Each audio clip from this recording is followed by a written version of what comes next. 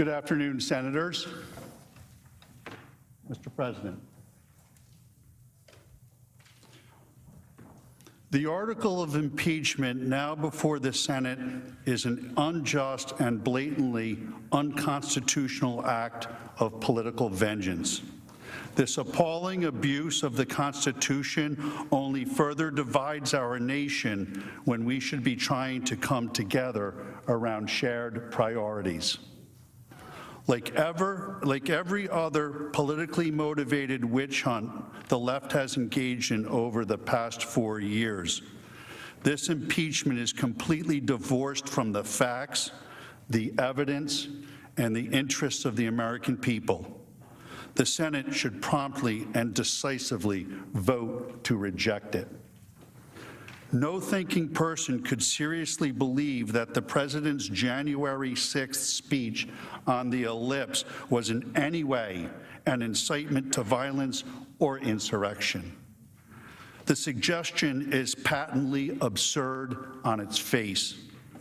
Nothing in the text could ever be construed as encouraging, condoning, or enticing unlawful activity of any kind.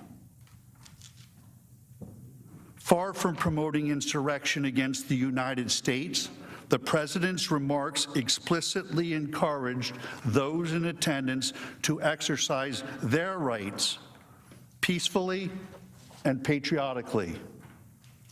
Peaceful and patriotic protest is the very antithesis of a violent assault on the nation's capital. The House impeachment article slanderously alleges that the President intended for the crowd at the ellipse to, quote, interfere with the joint session's solemn constitutional duty to certify the results of the 2020 presidential election. This is manifestly disproven by the plain text of the remarks. The President devoted nearly his entire speech to an extended discussion of how legislators should vote on the question at hand. Instead of expressing a desire that the joint session be prevented from conducting its business, the entire premise of his remarks was that the democratic process would and should play out according to the letter of the law, including both the Constitution and the Electoral Count Act.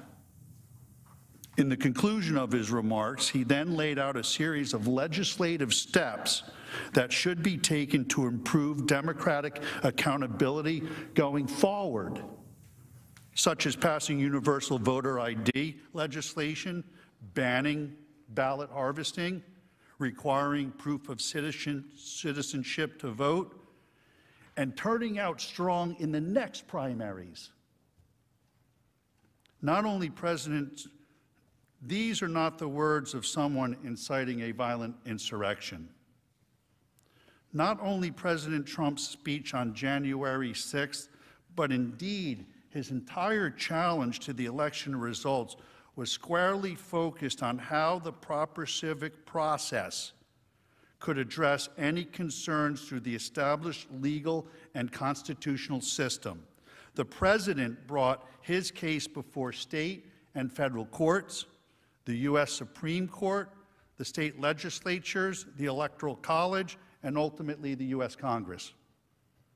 In the past, numerous other candidates for president have used many of the same processes to pursue their own election challenges. As recently as 2016, the Clinton campaign brought multiple post-election court cases, demanded recounts, and ridiculously declared the election stolen by Russia.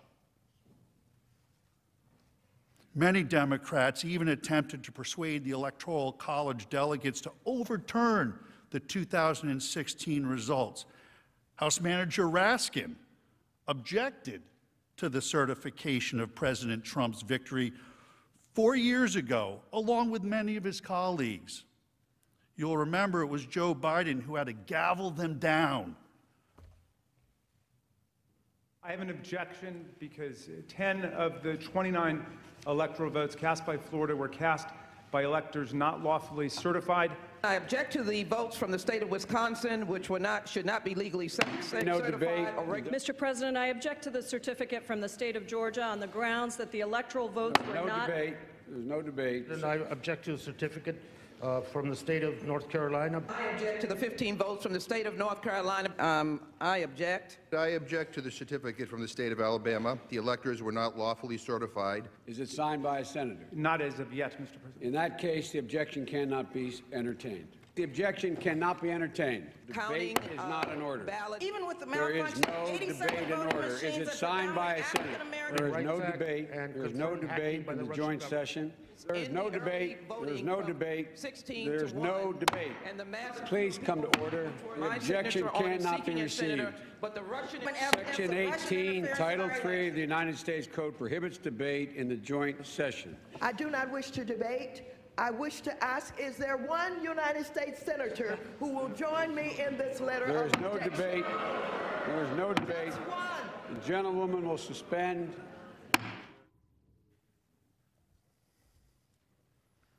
In 2000, the dispute over the outcome was taken all the way to the Supreme Court, which ultimately rendered a decision. To litigate questions of election integrity within this system is not incitement to resurrection. It is the democratic system working as the founders and lawmakers have designed.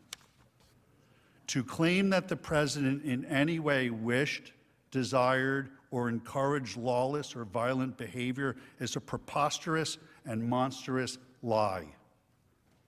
In fact, the first two messages the president sent via Twitter once the incursion of the Capitol began were, "Stay peaceful and no violence, because we are the party of law and order." The gathering on January 6th was supposed to be a peaceful event. Make no mistake about that. And the overwhelming majority of those in attendance remained peaceful. As everyone knows, the president had spoken at hundreds of large rallies across the country over the past 5 years. There had never been any mob-like or riotous behaviors, and in fact, a significant portion of each event was devoted to celebrating the rule of law, protecting our Constitution, and honoring the men and women of law enforcement. Contrast the president's repeated condemnations of violence with the rhetoric from his opponents. I am your president of law and order and an ally of all peaceful protesters. The vast majority of the protests have been peaceful. Republicans stand for law and order, and we stand for justice. I just don't even know why there aren't uprisings all over the country, and maybe there will be. My administration will always stand against violence, mayhem, and disorder. There needs to be unrest in the streets for as long as there's unrest in our lives. I stand with the heroes of law enforcement. And you push back on them, and you tell them they're not welcome anymore, anywhere. We will never defund our police. Together, we will ensure that America is a nation of law and order. We were in high school, I'd take him behind the gym and beat the hell out of him. I think you need to go back and punch him in the face. Feel like punching him. We just want law and order. Everybody wants that. I want to tell you, Gorsuch, I want to tell you, Kavanaugh, you have released the whirlwind, and you will pay the price. We want law and order. We have to have law and order. Show me where it says that protests are supposed to be polite and peaceful. We believe in safe streets, secure communities, and we believe in law and order.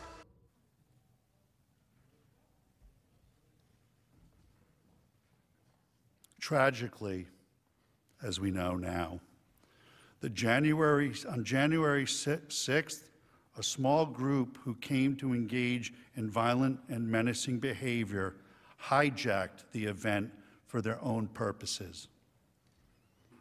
According to publicly available reporting, it is apparent that extremists of various different stripes and political persuasions pre-planned and premeditated an attack on the Capitol. One of the first people arrested was the leader of Antifa. Sadly, he was also among the first to be released. From the beginning, the president has been clear. The criminals who infiltrated the Capitol must be punished to the fullest extent of the law. They should be imprisoned for as long as the law allows. The fact that the attacks were apparently premeditated, as alleged by the House managers, demonstrates the ludicrousness of the incitement allegation against the president. You can't incite what was already going to happen. Law enforcement officers at the scene conducted themselves heroically and courageously, and our country owes them an eternal debt.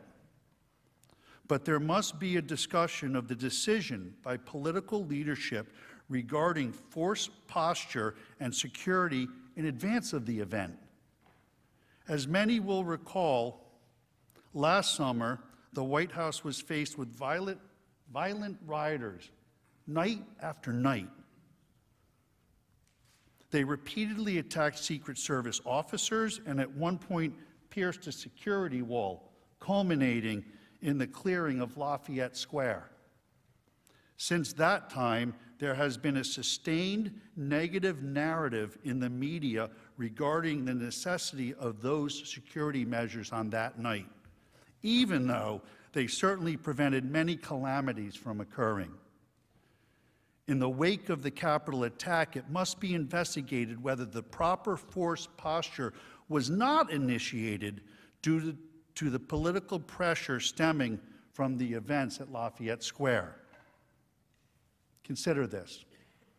On January 5th, the mayor of the District of Columbia explicitly discouraged the National Guard and federal authorities from doing more to protect the Capitol, saying, and I quote, "The District of Columbia is not requesting other federal law enforcement personnel," and discourages any additional deployment. This sham impeachment also poses a serious threat to freedom of speech for political leaders of both parties at every level of government. The Senate should be extremely careful about the precedent this case will set. Consider the language that the House impeachment article alleges to constitute incitement. If you don't fight like hell, you're not going to have a country anymore. This is ordinary political rhetoric that is virtually indistinguishable from the language that has been used by people across the political spectrum for hundreds of years. Countless politicians have spoken of fighting for our principles. Joe Biden's campaign slogan was "Battle for the Soul of America." No human being seriously believes that the use of such metaphorical terminology is incitement to political violence. While the president did not engage in any language of incitement, there are numerous officials in Washington who have indeed used profoundly reckless, dangerous, and inflammatory rhetoric in recent years. The entire Democratic Party and national news media spent the last 4 years repeating, without any evidence, that the 2016 election had been hacked, and falsely and absurdly claimed the President of the United States was a Russian spy. Speaker Pelosi herself said that the 2016 election was hijacked and that Congress has a duty to protect our democracy. She also called the president an imposter and a traitor, and recently referred to her colleagues in the House as the enemy within. Moreover, many Democrat politicians endorsed and encouraged the riots that destroyed vast swaths of American cities last summer, when violent left-wing anarchists conducted a sustained assault on a federal courthouse in Portland, Oregon. Speaker Pelosi did not call it an insurrection. Instead, she called the federal law enforcement officers protecting the building stormtroopers. When violent mobs destroyed public property, she said, people will do what they do. The Attorney General of the state of Massachusetts stated, yes, America is burning, but that's how forests grow. Representative Anya Presley declared, there needs to be unrest in the streets for as long as there is unrest in our lives. The current Vice President of the United States, Kamala Harris, urged supporters to donate to a fund that bailed out violent rioters and arsonists out of jail. One of those was released and went out and committed another crime, assault. He beat the bejesus out of somebody. She said of the violent demonstrations, everyone beware. They're not going to stop before Election Day in November, and they're not going to stop after Election Day. They're not going to let up, and they should not. Such rhetoric continued even as hundreds of police officers across the nation were subjected to violent assaults at the hands of angry mobs. A man claiming to be inspired by the junior senator from Vermont came down here to Washington, D.C. to watch a softball game and kill as many senators and congressmen as he could. It cannot be forgotten that President Trump did not blame the junior senator. The senior senator from Maine has had her house surrounded by angry mobs of protesters. When that happened and unnerved her, one of the House managers, I forget which one, tweeted, "Cry me a river."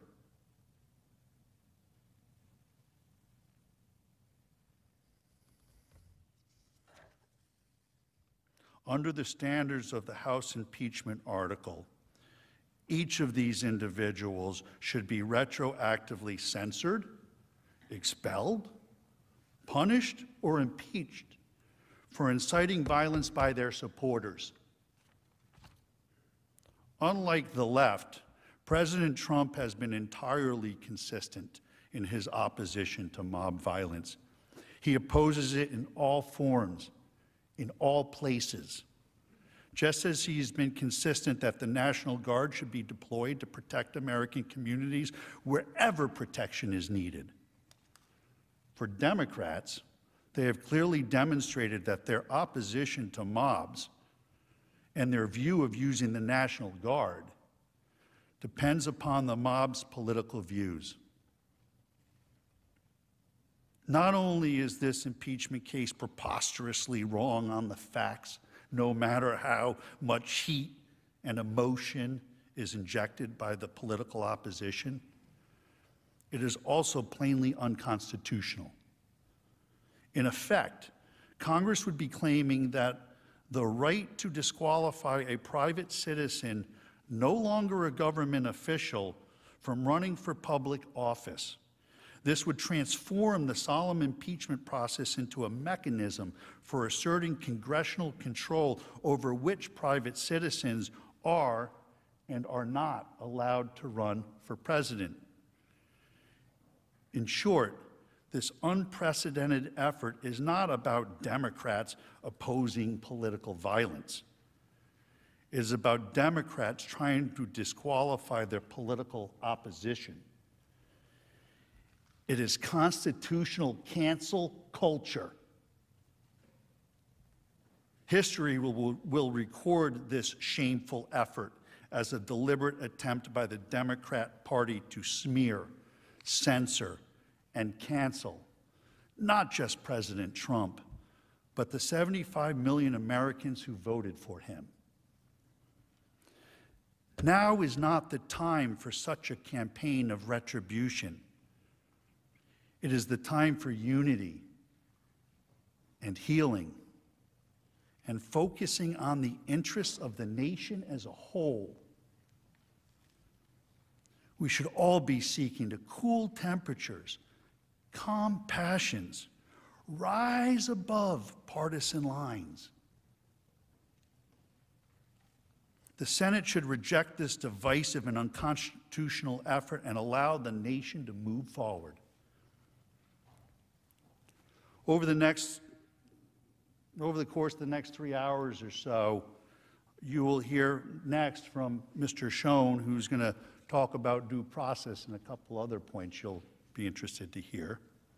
I'll return with an analysis of why the First Amendment must be properly applied here. And then Mr. Castor will discuss the law as it applies to the speech of January 6th. And then we'll be pleased to answer your questions. Thank you.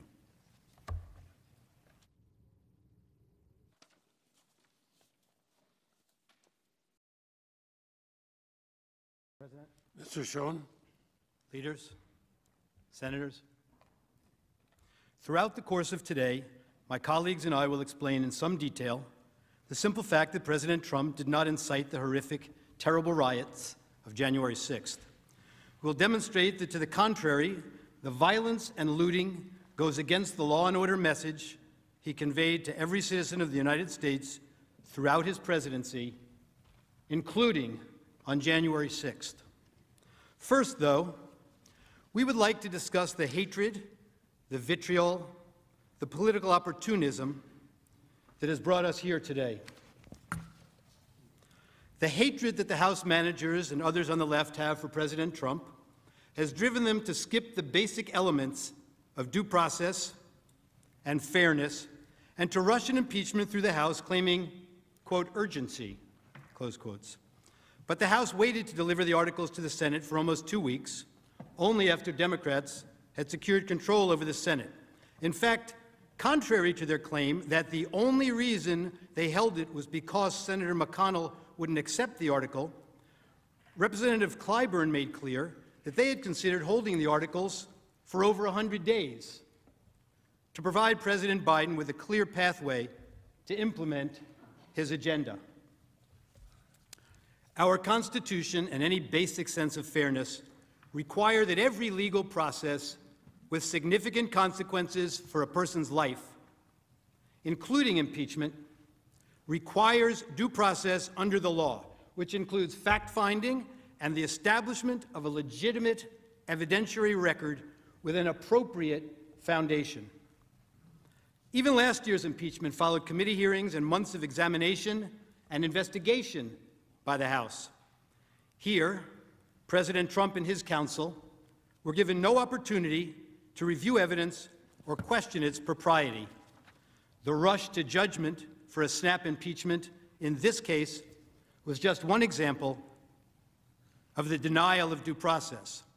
Another, perhaps even more vitally significant example was the denial of any opportunity ever to test the integrity of the evidence offered against Donald J. Trump in a proceeding seeking to bar him from ever holding public office again, and that seeks to disenfranchise some 75 million voters, American voters. On Wednesday this week, countless news outlets repeated the Democrat talking point about the power of never-before-seen footage. Let me ask you this. Why was this footage never seen before? Shouldn't the subject of an impeachment trial, this impeachment trial, President Trump, have the right to see the so-called new evidence against him?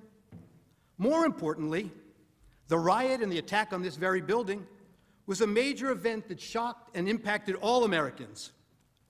Shouldn't the American people have seen this footage as soon as it was available? For what possible reason did the House managers withhold it from the American people and President Trump's lawyers? For political gain? How did they get it? How were they the ones releasing it? It is evidence in hundreds of pending criminal cases against the rioters. Why was it not released through law enforcement or the Department of Justice? Is it the result of a rushed snap impeachment for political gain without due process? House Manager Raskin told us all yesterday that your job as jurors in this case is a fact-intensive job. But of course, as several of the House managers have told you, we still don't have the facts. Speaker Pelosi herself on February 2nd called for a 9/11-style commission to investigate the events of January 6th. Speaker Pelosi says that the commission is needed to determine the causes of the events. She says it herself. If an inquiry of that magnitude is needed to determine the causes of the riot, and it may very well be, then how can these same Democrats have the certainty needed to bring articles of impeachment and blame the riots on President Trump? They don't. The House managers, facing a significant lack of evidence, turned often to press reports and rumors during these proceedings, claims that would never meet the evidentiary standards of any court. In fact, they even relied on the words of Andrew Feinberg, a reporter who recently worked for Sputnik, the Russian propaganda outlet. You saw it posted. By the way, the report they cited was completely refuted.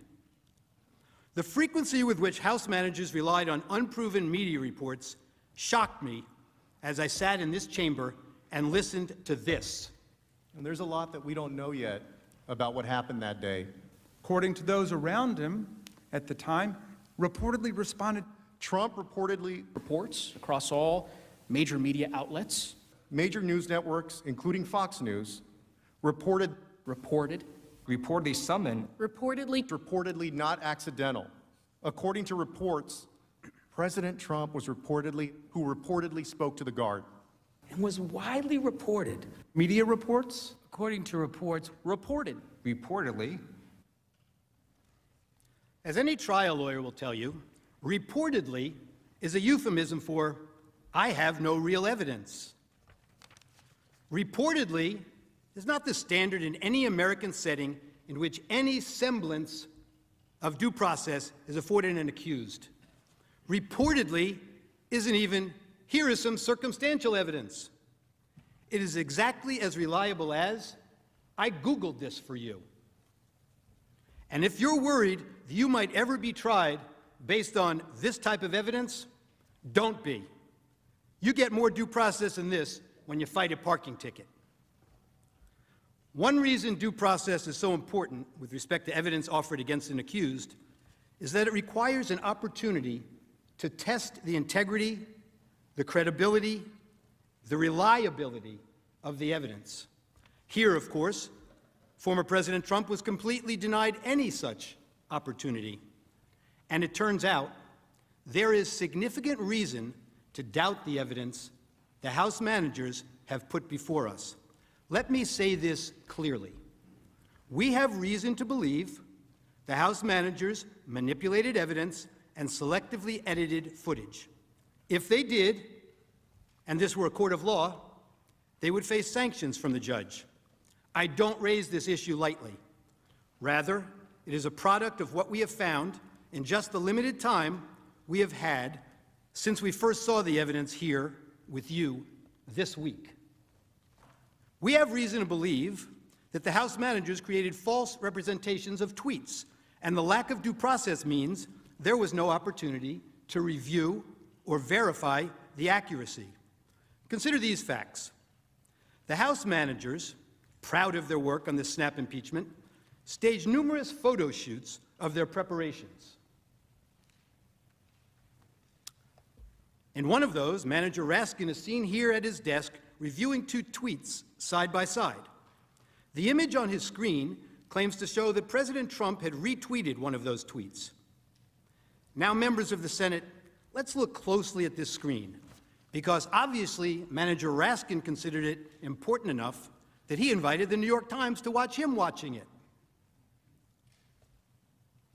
Now, what's wrong with this image?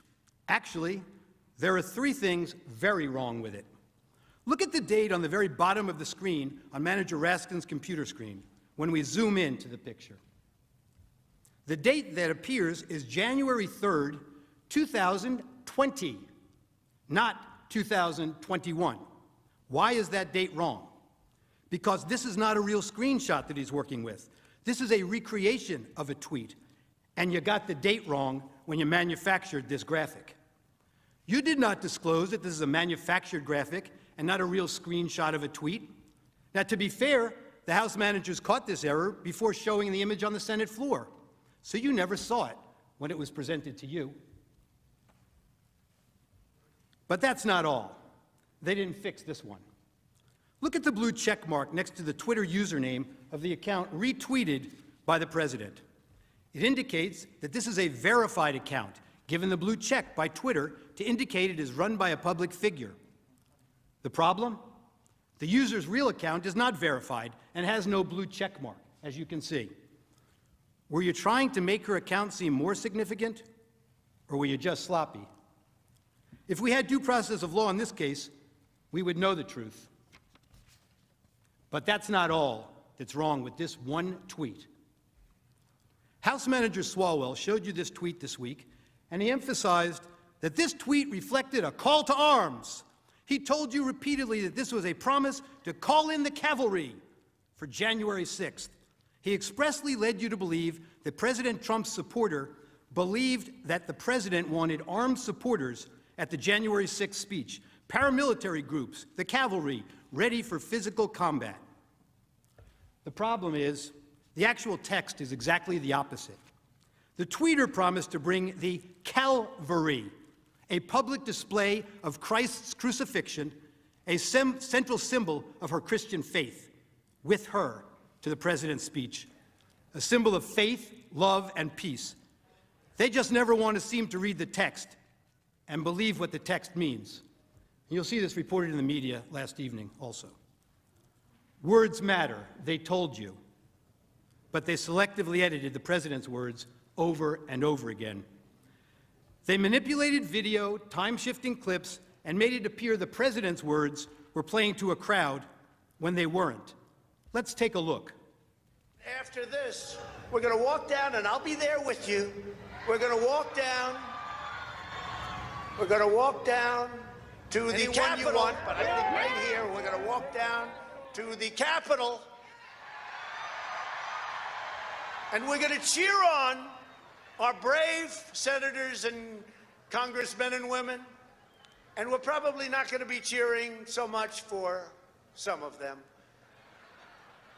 because you'll never take back our country with weakness. You have to show strength, and you have to be strong. We have come to demand that Congress do the right thing and only count the electors who have been lawfully slated. Lawfully slated. I know that everyone here will soon be marching over to the Capitol building to peacefully and patriotically make your voices heard. And we are going to walk down to the Capitol. They showed you that part. Why are we walking to the Capitol? Well, they cut that off. To cheer on some members of Congress, and not others, peacefully and patriotically. The Supreme Court ruled in Brandenburg that there's a very clear standard for incitement. In short, to paraphrase, whether the speech was intended to provoke imminent lawless action, and was it likely to do so. Go to the Capitol and cheer on some members of Congress, but not others. They know it doesn't meet the standard for incitement, so they edited it down. We heard a lot this week about fight like hell, but they cut off the video before they showed you the president's optimistic, patriotic words that followed immediately after. We fight like hell, and if you don't fight like hell, you're not going to have a country anymore. Our exciting adventures and boldest endeavors have not yet begun. My fellow Americans, for our movement, for our children, and for our beloved country. And I say this, despite all that's happened, the best is yet to come. There's that famous quote, like one of the House managers said, "A lie will travel halfway around the world before the truth has a chance to put its shoes on." Well, this lie traveled around the world a few times, made its way into the Biden campaign talking points, and ended up on the Senate floor. The Charlottesville lie. Very fine people on both sides, except that isn't all he said, and they knew it then, and they know it now. Watch this. But you also had people that were very fine people on both sides. You had people in that group, excuse me, I saw the same pictures as you did. You had people in that group that were there to protest the taking down of, to them, a very, very important statue and the renaming of a park from Robert E. Lee to another name. White nationalists are not the same. Well, no, George Washington was a slave owner. Was George Washington a slave owner? So will George Washington now lose his status? Are we going to take down, excuse me, are we going to take down statues to George Washington? How about Thomas Jefferson? What do you think of Thomas Jefferson? You like him? Okay, good. Are we going to take down the statue? Because he was a major slave owner. Now we're going to take down his statue. So you know what? It's fine. You're changing history, you're changing culture, and you had people, and I'm not talking about the neo-Nazis and the white nationalists, because they should be condemned totally. But you had many people in that group other than neo-Nazis and white nationalists, okay? And the press has treated them absolutely unfairly. Now, in the other group also, you had some fine people, but you also had troublemakers, and you see them come with the black outfits and with the helmets and with the baseball bats. You had a lot of bad people in the other group too. Treated unfairly, sir. I'm sorry, I just didn't understand what you were saying. You were saying the press has treated white nationalists unfairly? No, I just didn't understand what you were saying. No. There were people in that rally, and I looked the night before. If you look, there were people protesting very quietly the taking down of the statue of Robert E. Lee. I'm sure in that group there were some bad ones. The following day it looked like they had some rough, bad people. Neo-Nazis, white nationalists, whatever you want to call them. But you had a lot of people in that group that were there to innocently protest and very legally protest because, you know, I don't know if you know, they had a permit. The other group didn't have a permit. So I only tell you this. There are two sides to a story. I thought what took place was a horrible moment for our country, a horrible moment. But there are two sides to the country. Does anybody have a final? Does anybody have, you have an infrastructure. What makes you think? This might be today the first time the news networks played those full remarks in their context. And how many times have you heard that President Trump has never denounced white supremacists? Now you in America know the truth. Here's another example. One of the House managers made much of the president's supposedly ominous words of, "You have to get your people to fight." But you knew what the president really meant. He meant that the crowd should demand action from members of Congress and support primary challenges to those who don't do what he considered to be right. Support primary challenges, not violent action. I know what he meant because I watched the full video, and so did the House managers, but they manipulated his words. You will see where they stopped it, and to give it a very different meaning from the meaning it has in full context. Let's watch. You have to get your people to fight. He told them. You have to get your people to fight. And if they don't fight, we have to primary the hell out of the ones that don't fight. You primary them, we're gonna let you know who they are. I could already tell you, frankly. The people who need to fight are members of Congress. Why did we have to skip the necessary due diligence and due process of law and that any legal proceeding should have? It couldn't have been the urgency to get President Trump out of office. House Democrats held the articles until he was no longer president, mooting their case. Hatred, animosity, division, political gain, and let's face it, for House Democrats, President Trump is the best enemy to attack.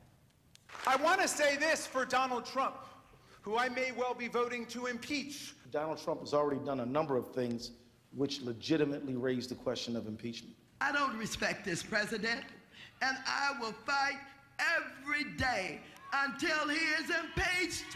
That is grounds to start impeachment proceedings. Those are grounds to start impeachment. Those are grounds to start impeachment proceedings. Yes, I think that's grounds to start impeachment proceedings. I rise today, Mr. Speaker, to call for the impeachment of the President of the United States of America. I continue to say, impeach him! Impeach 45! Impeach 45! So we're calling upon the House to begin impeachment hearings immediately. On the impeachment of Donald Trump, would you vote yes or no? I would vote yes. I would vote to impeach. Because we're going to go in there, we're going to impeach the mother. But the fact is, I introduced articles of impeachment in July of 2017. If we don't impeach this president, he will get reelected. My oath requires me to be for impeachment, have an impeachment hearing. He needs the scarlet eye on his chest. The representatives should begin impeachment proceedings against this president. It is time to bring impeachment charges against him. Bring impeachment charges. My personal view is that he richly deserves impeachment. I'm here at an impeachment rally, and we are ready to impeach them! Well, we can impeach him every day of the week for anything he does.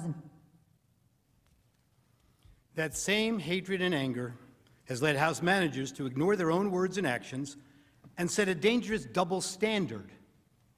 The House managers spoke about rhetoric, about a constant drumbeat of heated language. Well, as I'm sure everyone watching expected, we need to show you some of their own words.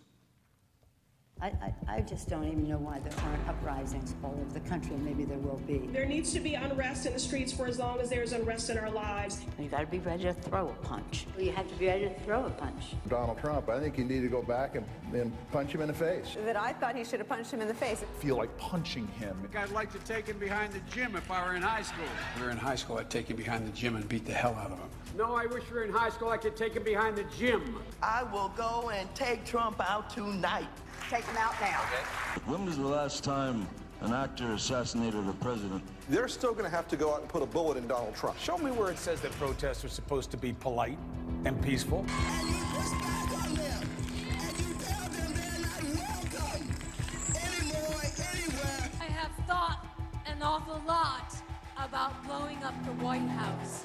Please, get up in the face of some Congress people. People will do what they do. I want to tell you, Gorsuch, I want to tell you, Kavanaugh, you have released the whirlwind, and you will pay the price. We're going to go in there, we're going to impeach them. This is just a warning to you Trumpers. Be careful. Walk lightly. And for those of you who are soldiers, make them pay. If you had to be stuck in an elevator with either President Trump, Mike Pence, or Jeff Sessions, who would it be? Does one of us have to come out alive?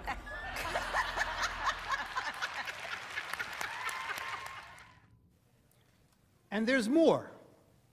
I promise to fight every single day. One, I'm a fighter and I'm relentless. But I'm a fighter and I'm relentless. A fighter and I'm relentless. I will fight like hell. But the way I see it now is that we pick ourselves up and we fight back. That's what I think it's all about. We stand up and we fight back. We do not back down. We do not compromise, not today, not tomorrow, not ever. You can either lie down, you can whimper, you can pull up in a ball, you can decide to move to Canada, or you can stand your ground and fight back. And that's what it's about. We do fight back, but we are going to fight back. We are not turning this country over to what Donald Trump has sold. We are just not. Look, people are upset, and they're right to be upset. Now, we can whimper, we can whine, or we can fight back. Me, I'm here to fight back. I'm here to fight back because we will not forget. We do not want to forget. We will use that vision to make sure that we fight harder, we fight tougher, and we fight more passionately than ever. We still have a fight on our hands. Fight hard for the changes Americans are demanding. Get in the fight, to winning the fight, fighting. He's fighting. We'll use every tool possible to fight for this change. We'll fight to fight, fighting hard, serious about fighting and fight. We got to get on our front foot and fight back.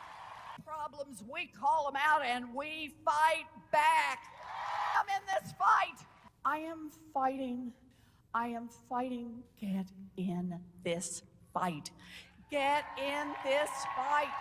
Get in this fight. And fighting, we all need to be in the fight. We all need to stay in the fight. We stay in this fight. We fought back. We fought back. I am not afraid of a fight. I am in this fight all the way.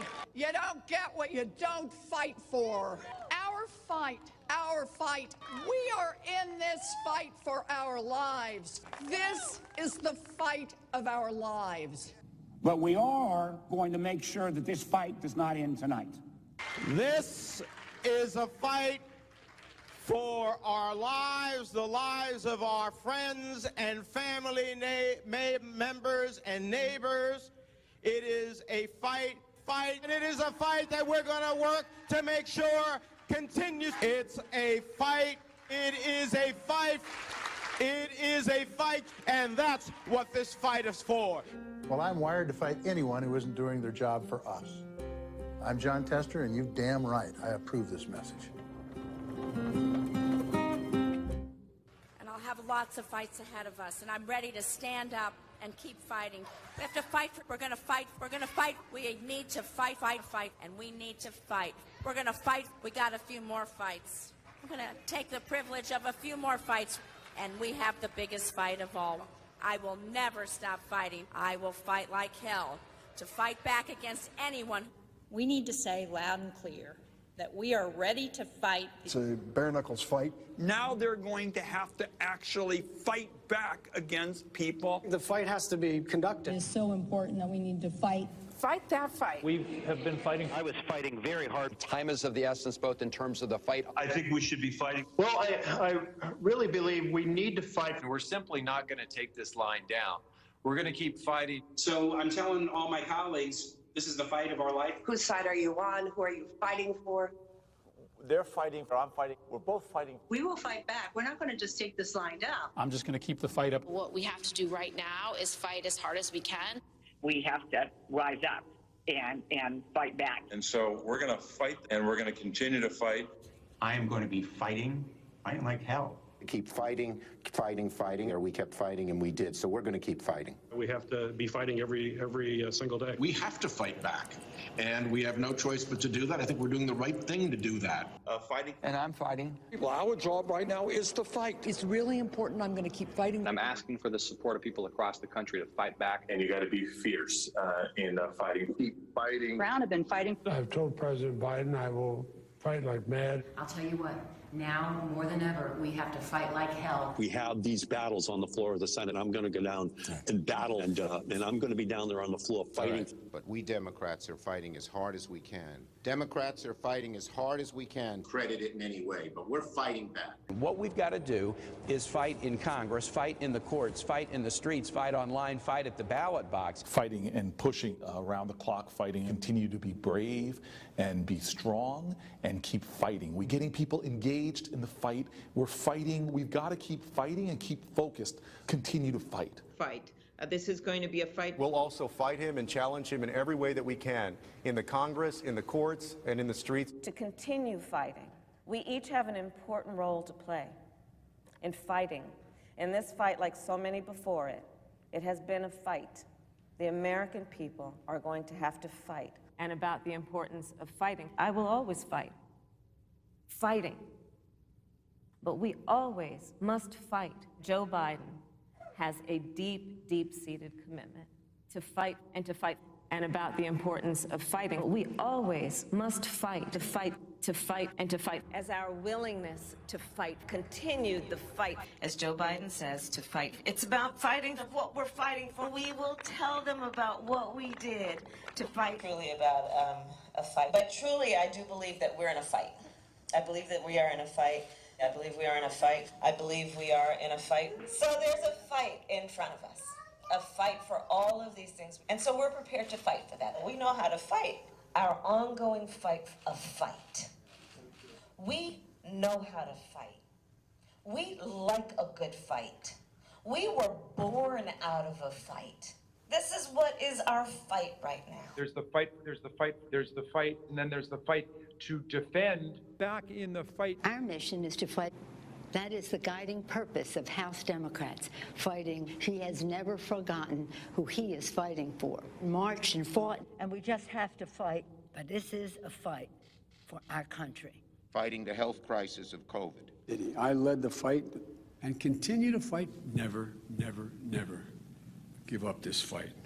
I'm a citizen fighting for it. It means not only fighting a leader who fought for progressive change, as a lawyer who fought for people his whole life, as well as other fights and I'm proud that to have Tim in this fight with me. And above all, it's time for America to get back up and once again fight. We will fight when we must fight. What kind of America are we fighting for? We've been fighting, so we need to fight, but we also need to fight for an America. I am going to wake up every day and fight hard. I have been fighting. We're gonna fight. We are gonna fight. We're gonna fight. We're gonna fight. And I will fight. We're in the fight of our lives right now. We fight like hell. To fight. To fight. Fight against the Trump administration. Democrats are standing up to fight. We're in this fight in a serious way. It's your fight. We're eager to take on this fight. Get in this fight, and we'll fight it out. I have taken on the fight. As representatives for the people, as legislators here in the halls of Congress, our job is to fight. Who has led us in this fight? Is to fight for this fight. And every day I'm in the United States Senate, I will fight. And one of the things we do is fight, should fight. Because my constituents send me here each and every day to fight. We have been fighting this fight, and we need to be side by side so we can succeed. And so I hope that you will all join us in our fight. And if we fight, and as the next governor of Georgia, I will never stop fighting. We can show the old guard something new, and we can fight. My fight, those fights, to fight an administration requiring us to fight, and fight we will. Their fight, and their fight, and their fight. The fight is a fight, and so when we fight the fight that we are in, when we are fighting this fight, we fight this fight. The strength of who we are is we will fight. And we will fight, we will fight the fight, we will fight. We are in a fight. The fight. It is a fight, and it is a fight born out of patriotism. This is a fight, fighting. I say fight on, fight on, fight on, fight on. I'm here to say one more time in publicly, this is not a fight I wanted to take on, but this is the fight in front of us now. Every single one of you and every one of you, that's okay. You didn't do anything wrong. It's a word people use, but please stop the hypocrisy. And did you tone down the rhetoric last summer when all of this was happening? Did you condemn the rioters, or did you stand with Nancy Pelosi, who said, people are going to do what they're going to do? This is a movement, I'm telling you. They're not going to stop. And everyone beware, because they're not going to stop. They're not going to stop before Election Day in November, and they're not going to stop after. And please, show me where it says that protests are supposed to be polite and peaceful. I just don't even know why there aren't uprisings all over the country. Maybe there will be. It was a violent night in St. Louis. They shot and killed David in cold blood. Destroying property which can be replaced is not violent. This is an apartment complex on fire. And it just collapsed. Their building just collapsed. I have nowhere to go now. These people did this for no reason. This is just a snapshot of some of the damage that people will be waking up to. Going up, but police clearly. I'm proud of New York, and I'm proud of the protests. There is damage everywhere you look. Honestly, it looks like a war zone. Heartwarming to see so many people turn out peacefully. They keep doing it day after day after day. In fact, our country is a nation of protests. The Patriots were protesters. St. John's Church is on fire. Do you disavow that this from Antifa? That's a myth. I hope someone burns down your whole precinct.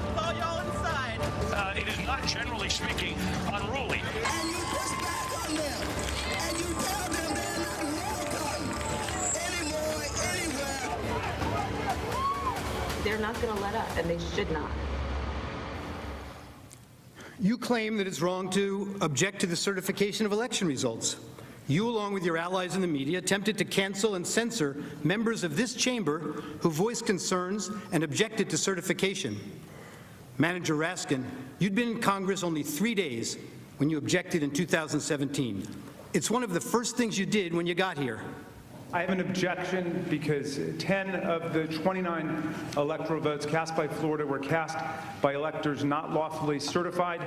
Is the objection in writing and signed not only by the member of the House of Representatives, but also by a senator? It is in writing, Mr. President. Is it signed by a senator? Not as of yet, Mr. President. In that case, the objection cannot be entertained. Mr. President, I object to the certificate from the state of Georgia on the grounds that the electoral votes were not... There's no debate. And I object to the certificate from the state of North Carolina based on violations of the Voting Rights Act. There's no debate in the joint session. I object because people are horrified by the overwhelming evidence. Section 18, Title 3 of the United States Code prohibits debate. I object. Objected to the counting of the electoral votes of the state of Ohio. I object to the certificate from the state of Alabama. The electors were not lawfully certified. I object to the 15 votes from the state of North Carolina because of the massive voter suppression and the closing of polling booths. There's no debate. There's no debate. 16 There's to 1, no debate. And the massive voter suppression that occurred to African Americans. The gentleman will suspend.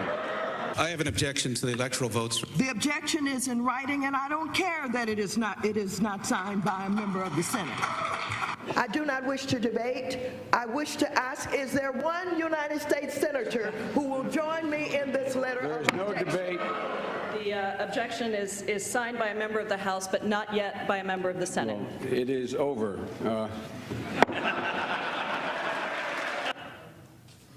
And when the House managers realized that the president's actual words could not have incited the riot, as you alleged in your article of impeachment, you attempted to pivot. You said that raising the issue of election security and casting doubt on the propriety of our elections was dangerous. One of the House managers, Mr. Cicilline, told you that this is not about the words Mr. Trump used in isolation. Rather, it is about the big lie. The claim that the election was stolen. The House managers told you that it's the big lie that incited the riot, and that the big lie was President Trump's claim that the election was not a fair election, or that the election was stolen. Claiming an election was stolen, you were told, are words that are insightful to a candidate's followers and cause people to respond violently. Claiming an election was stolen or not legitimate is something that a candidate should never do because he or she knows, or should know, that such a claim and such words can actually incite violent insurrection, you were told. Well, it seems that the House manager's position must be actually a bit narrower than that. The House manager's position really is that when Republican candidates for office claim an election is stolen or that the winner is illegitimate, it constitutes inciting an insurrection, and the candidate should know it. But Democratic Party candidates for public elective office are perfectly entitled to claim the election was stolen or that the winner is illegitimate or to make any other outrageous claim they can. It is their absolute right to do so. And it is their absolute right to do so irrespective of whether there's any evidence to support the claim. Democratic candidates can claim that an election was stolen because of Russian collusion or without any explanation at all, and that is perfectly okay and is in no way incitement to an insurrection. And somehow, when Democratic candidates publicly decry an election as stolen or illegitimate, it's never a big lie. You've been doing it for years. But can you imagine telling your supporters that the only way you could possibly lose is if an American election was rigged and stolen from you? And ask yourself whether you've ever seen anyone at any level of government make the same claim about their own election. If Stacey Abrams doesn't win in Georgia, they stole it. It's clear. It's clear. And I say that publicly, it's clear. You can run the best campaign. You can even become the nominee. and you can have the election stolen from you. He knows he's an illegitimate president. He knows that there were a bunch of different reasons why the election turned out the way it did. Votes remain to be counted. There are voices that were waiting to be heard. And I will not concede. And I respect where you're coming from, and I respect the issues that you're raising. You're not answering the question. Do you think it was... You're not using the word legitimate.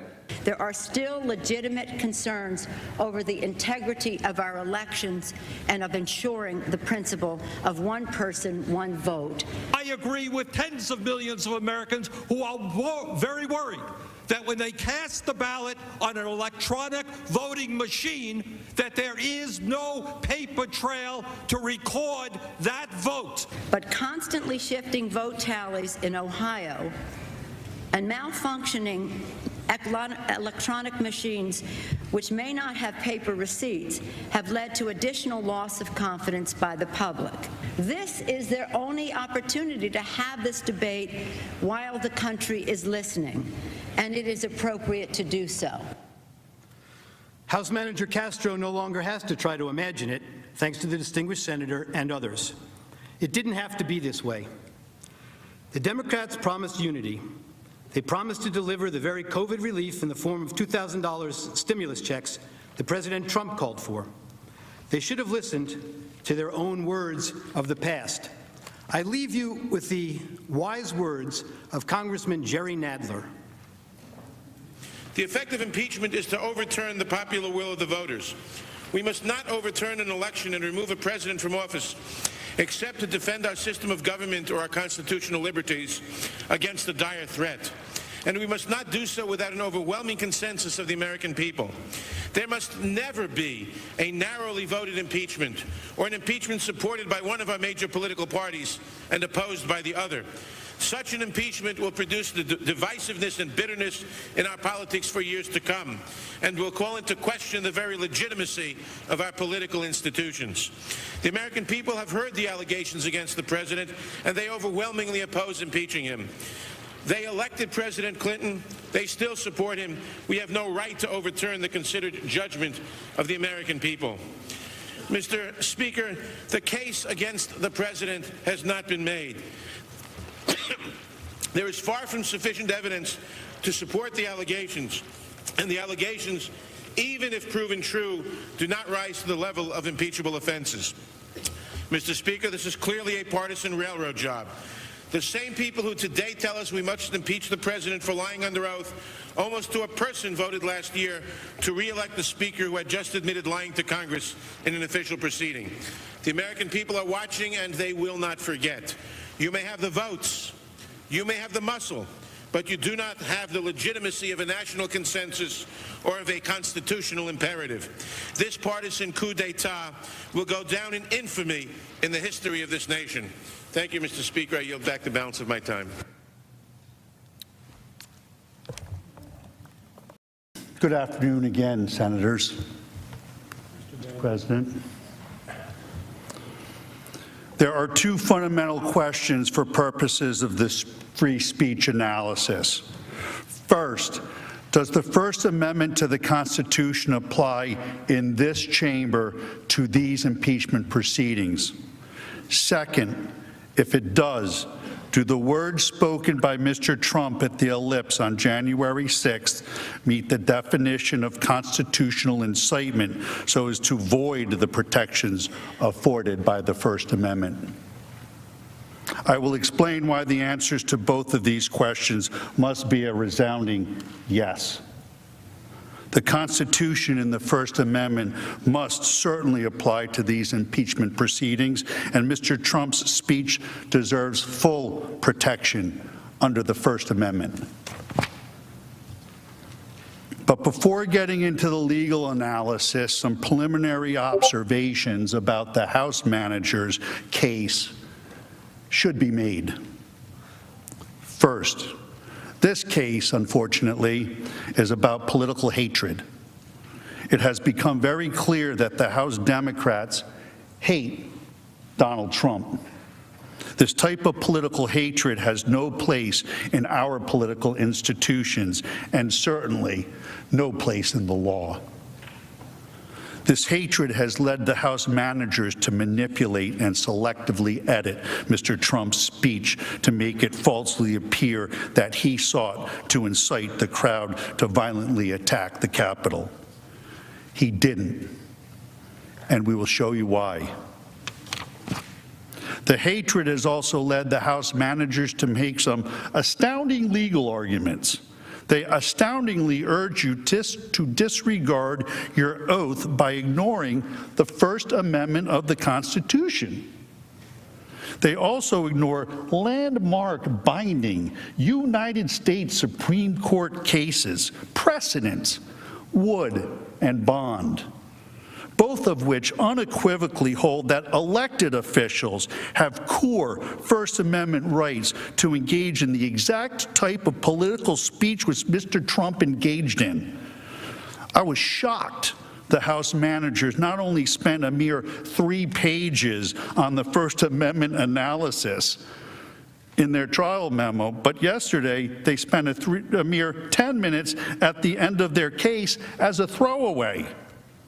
What we have read and what we have heard is devoid of any constitutional analysis for less than what I would expect from a first-year law student. They left out landmark cases, total intellectual dishonesty. And finally, hatred is at the heart of the House managers' frivolous attempts to blame Donald Trump for the criminal acts of the rioters based on double hearsay statements of fringe right-wing groups based on no real evidence other than rank speculation. Hatred is a dangerous thing. We all have to work to overcome it. Hatred should have no place in this chamber in these proceedings. The second observation. The Senate is presented with an extraordinary task sitting in judgment of a former president's words in a speech that he gave at a political event. The House managers accused Mr. Trump of using his words to incite the horrific events at the Capitol on January 6th. But yesterday, they gave you a new and novel standard of incitement with an element of foreseeability, a negligence concept. They cite zero case law. They made it up. This task of applying a completely made-up legal standard of incitement to an impeachment proceeding is truly an unprecedented task for the Senate. And that is something the Senate must seriously consider when deciding the issue. Do you want to create a precedent where the Senate will be tasked with sitting in judgment as to the meaning and implied intent of a president's words? Or words of any elected official? Will that allow and maybe encourage a majority party to weaponize the awesome power of impeachment against the minority to suppress a point of view? Will the Senate then have to deal with constant articles of impeachment by a majority party accusing minority presidents or other elected officials of so-called insightful or false speeches? You can see where this would lead. Sadly, we have all seen the political rhetoric get ratcheted up over the last few years. We've all been witnesses to many incendiary words by our officials at political events, broadcast over the media, internet. In each of those instances, will there now be Senate impeachment hearings? One last observation. We agree with the House managers, context does indeed matter. The inflammatory rhetoric from our elected officials must be considered as part of the larger context of Mr. Trump's speech at the Ellipse on January 6th. The inflammatory language from both sides of the aisle has been alarming, frankly. But this political discourse must be considered as part of these proceedings to contextualize Mr. Trump's words.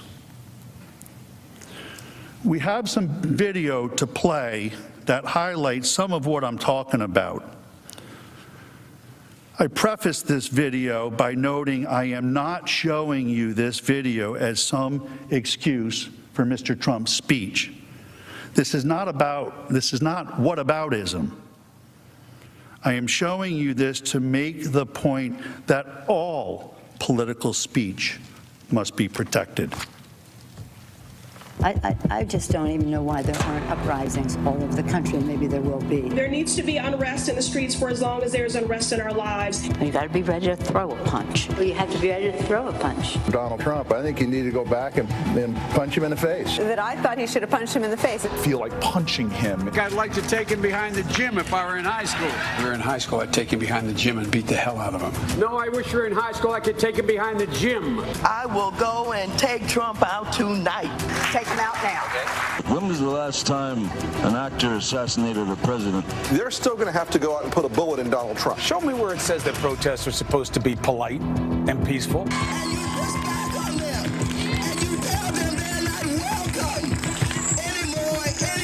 I have thought an awful lot about blowing up the White House. Please, get up in the face of some Congress people. People will do what they do. I want to tell you, Gorsuch, I want to tell you, Kavanaugh, you have released the whirlwind, and you will pay the price. We're going to go in there, we're going to impeach the Well, this is just a warning to you Trumpers. Be careful. Walk lightly. And for those of you who are soldiers, make them pay. If you had to be stuck in an elevator with either President Trump, Mike Pence, or Jeff Sessions, who would it be? Does one of us have to come out alive?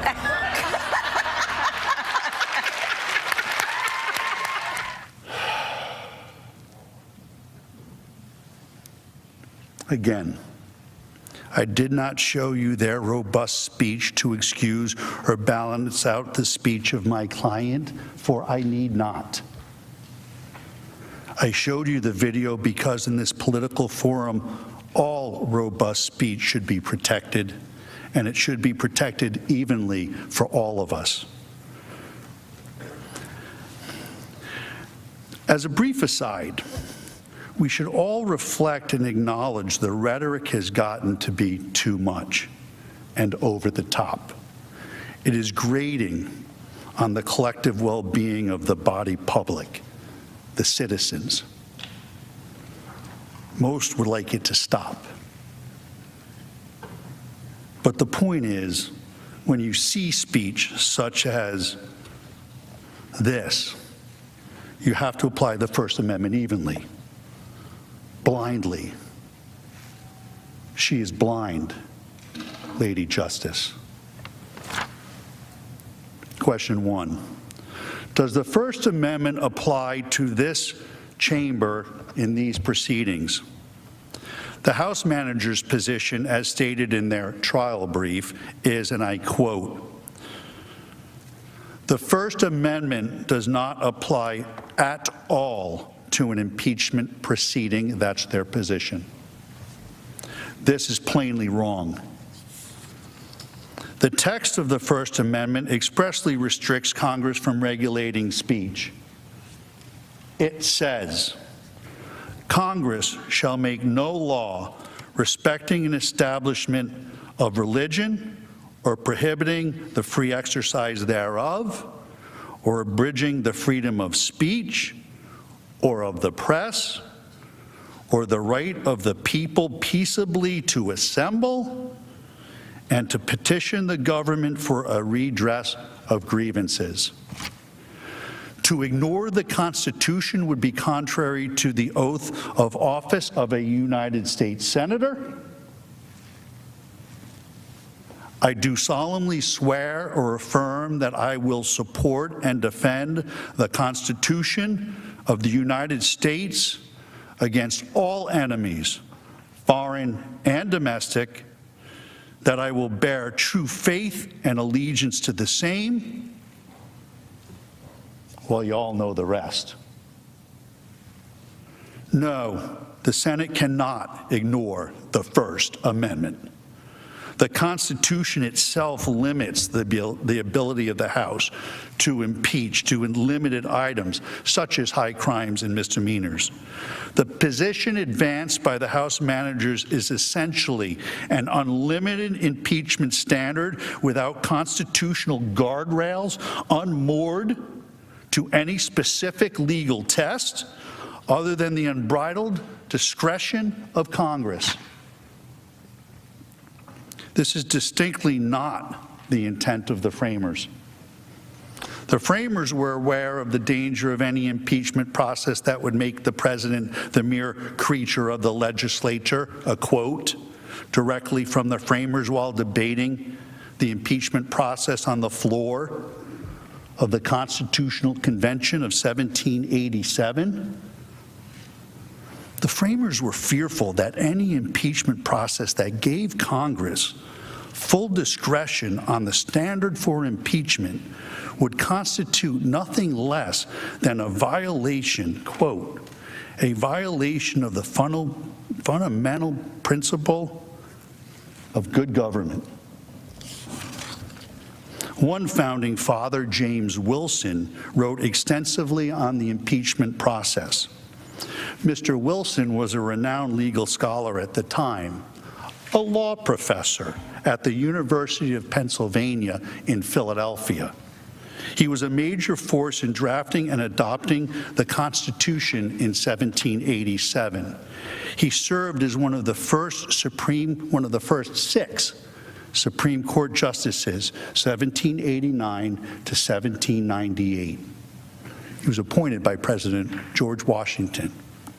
In fact, Wilson taught the first course on the new Constitution to President Washington and his cabinet, the first in the nation's history, in Philadelphia, at the University of Pennsylvania in 1789. Wilson, in his law lectures, the first of their kind under the Constitution, plainly states that the Senate may not ignore the Constitution in impeachment proceedings.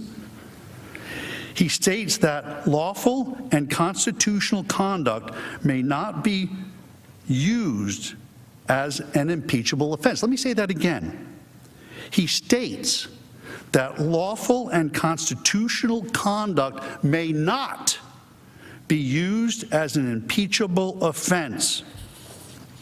Read along with me. The doctrine of impeachments is of high import in the constitutions of free states. On one hand, the most powerful magistrate should be amenable to the law.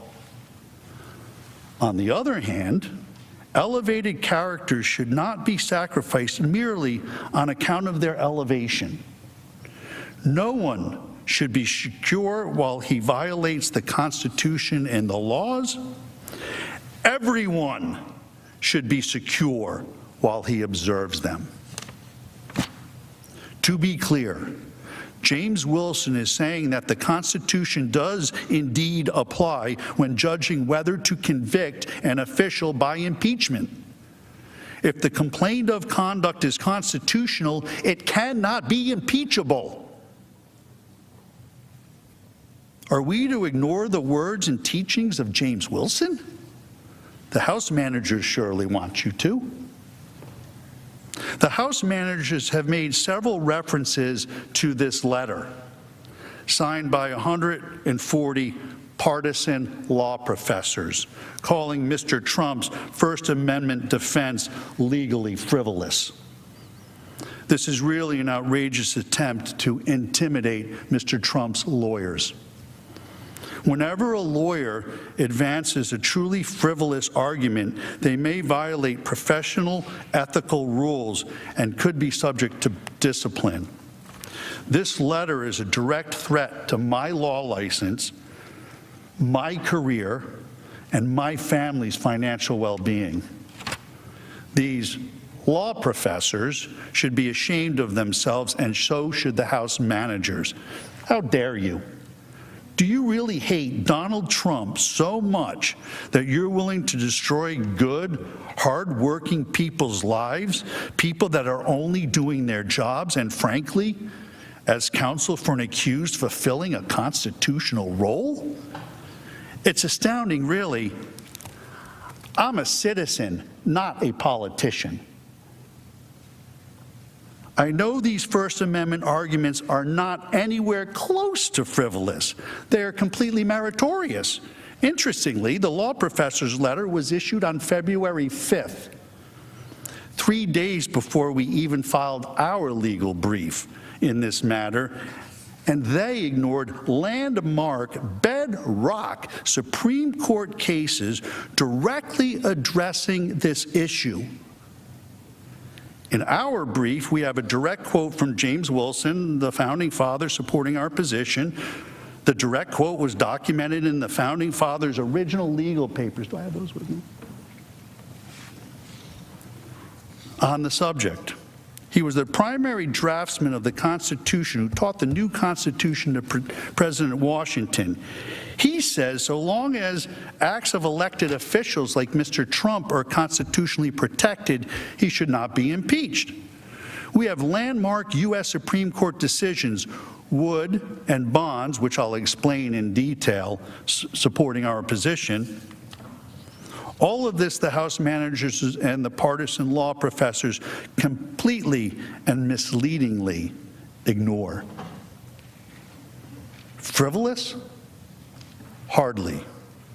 The letter is a bully tactic, and I think evidence is the House managers know they have a problem with the First Amendment defense on the merits, so they're resorting to such tactics.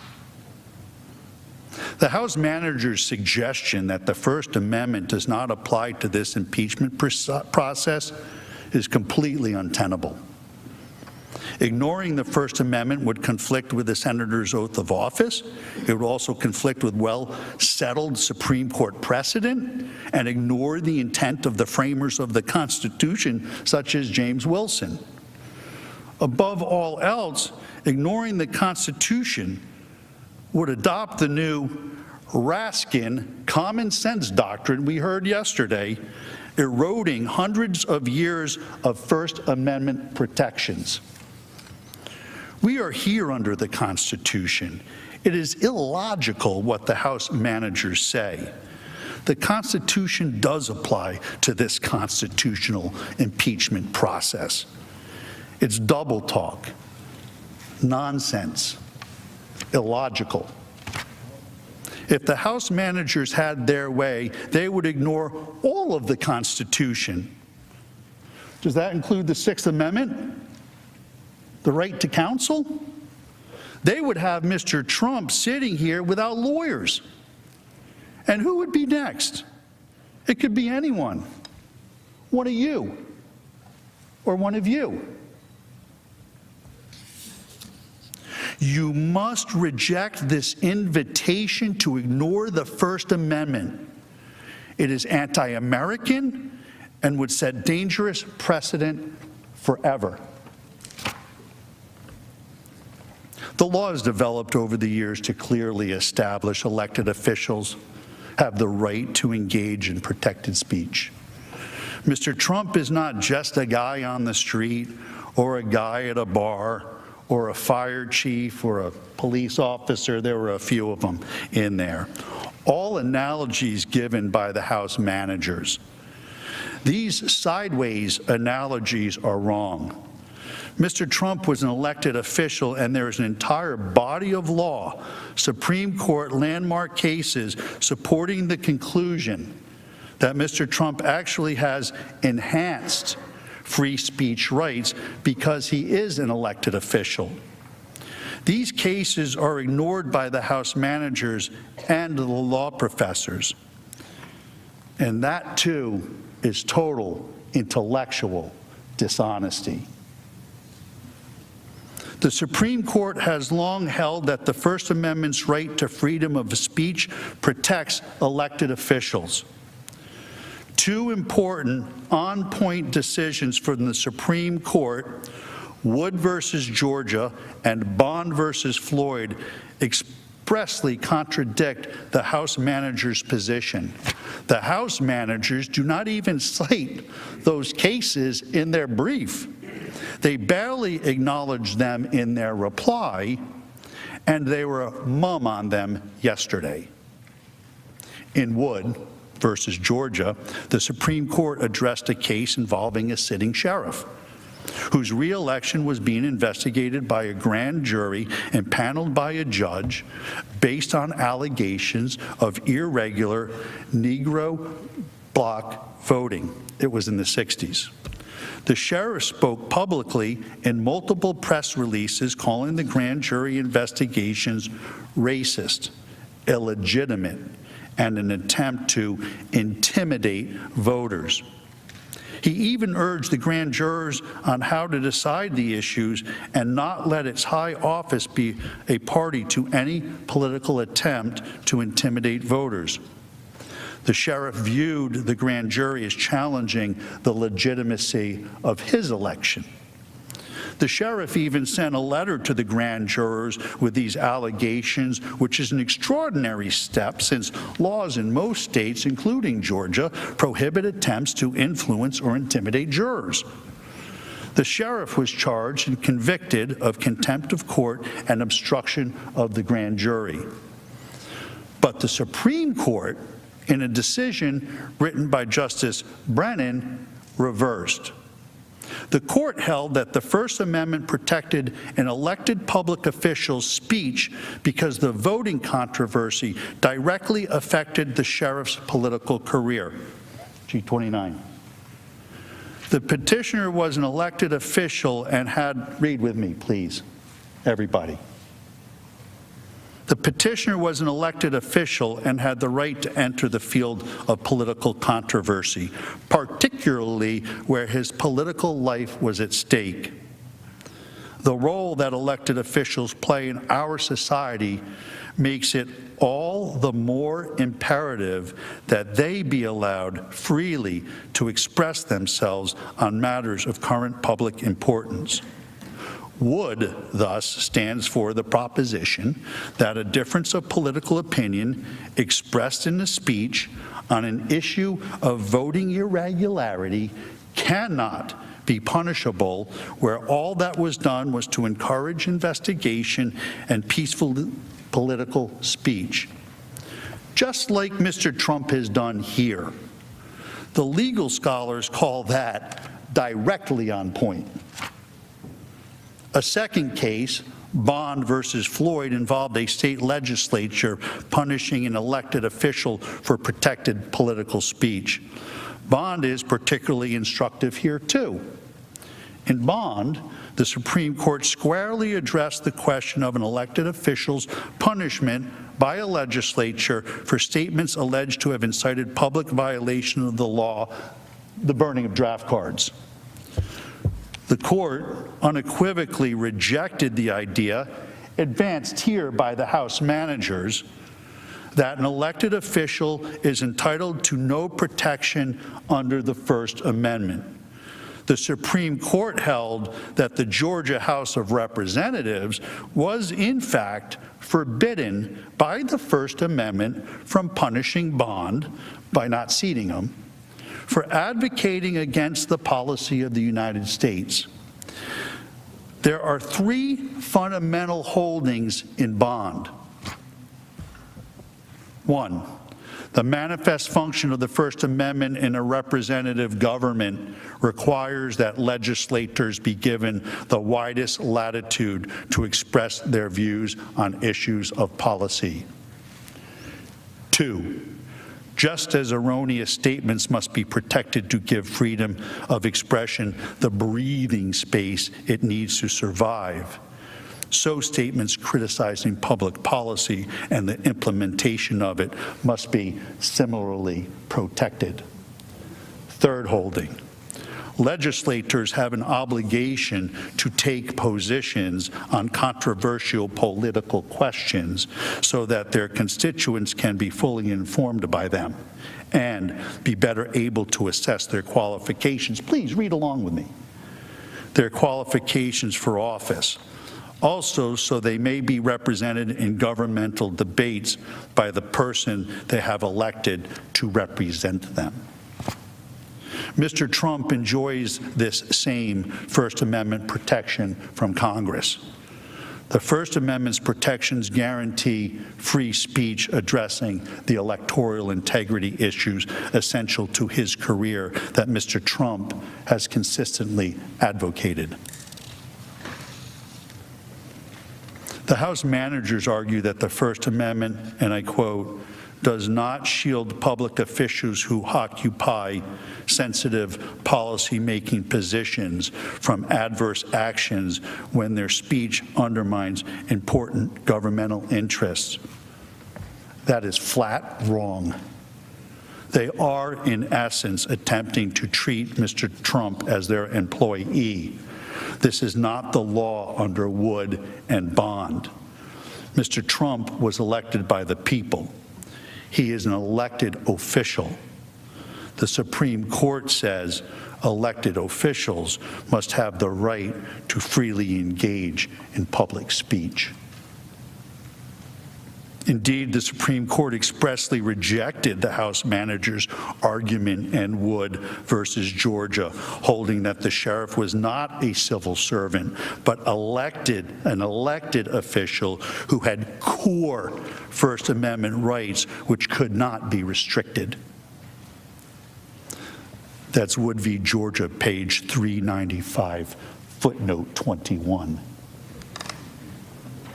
The House managers do not mention Wood or Bond in the trial brief or anywhere else.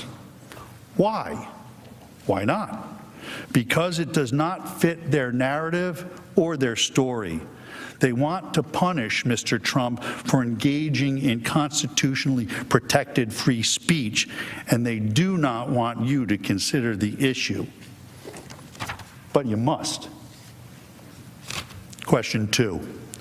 Does Mr. Trump's speech deserve protection under the First Amendment? There is no doubt Mr. Trump engaged in constitutionally protected political speech that the House has improperly characterized as incitement of insurrection. The fatal flaw of the House's argument is that it seeks to mete out governmental punishment, impeachment, based on First Amendment political speech.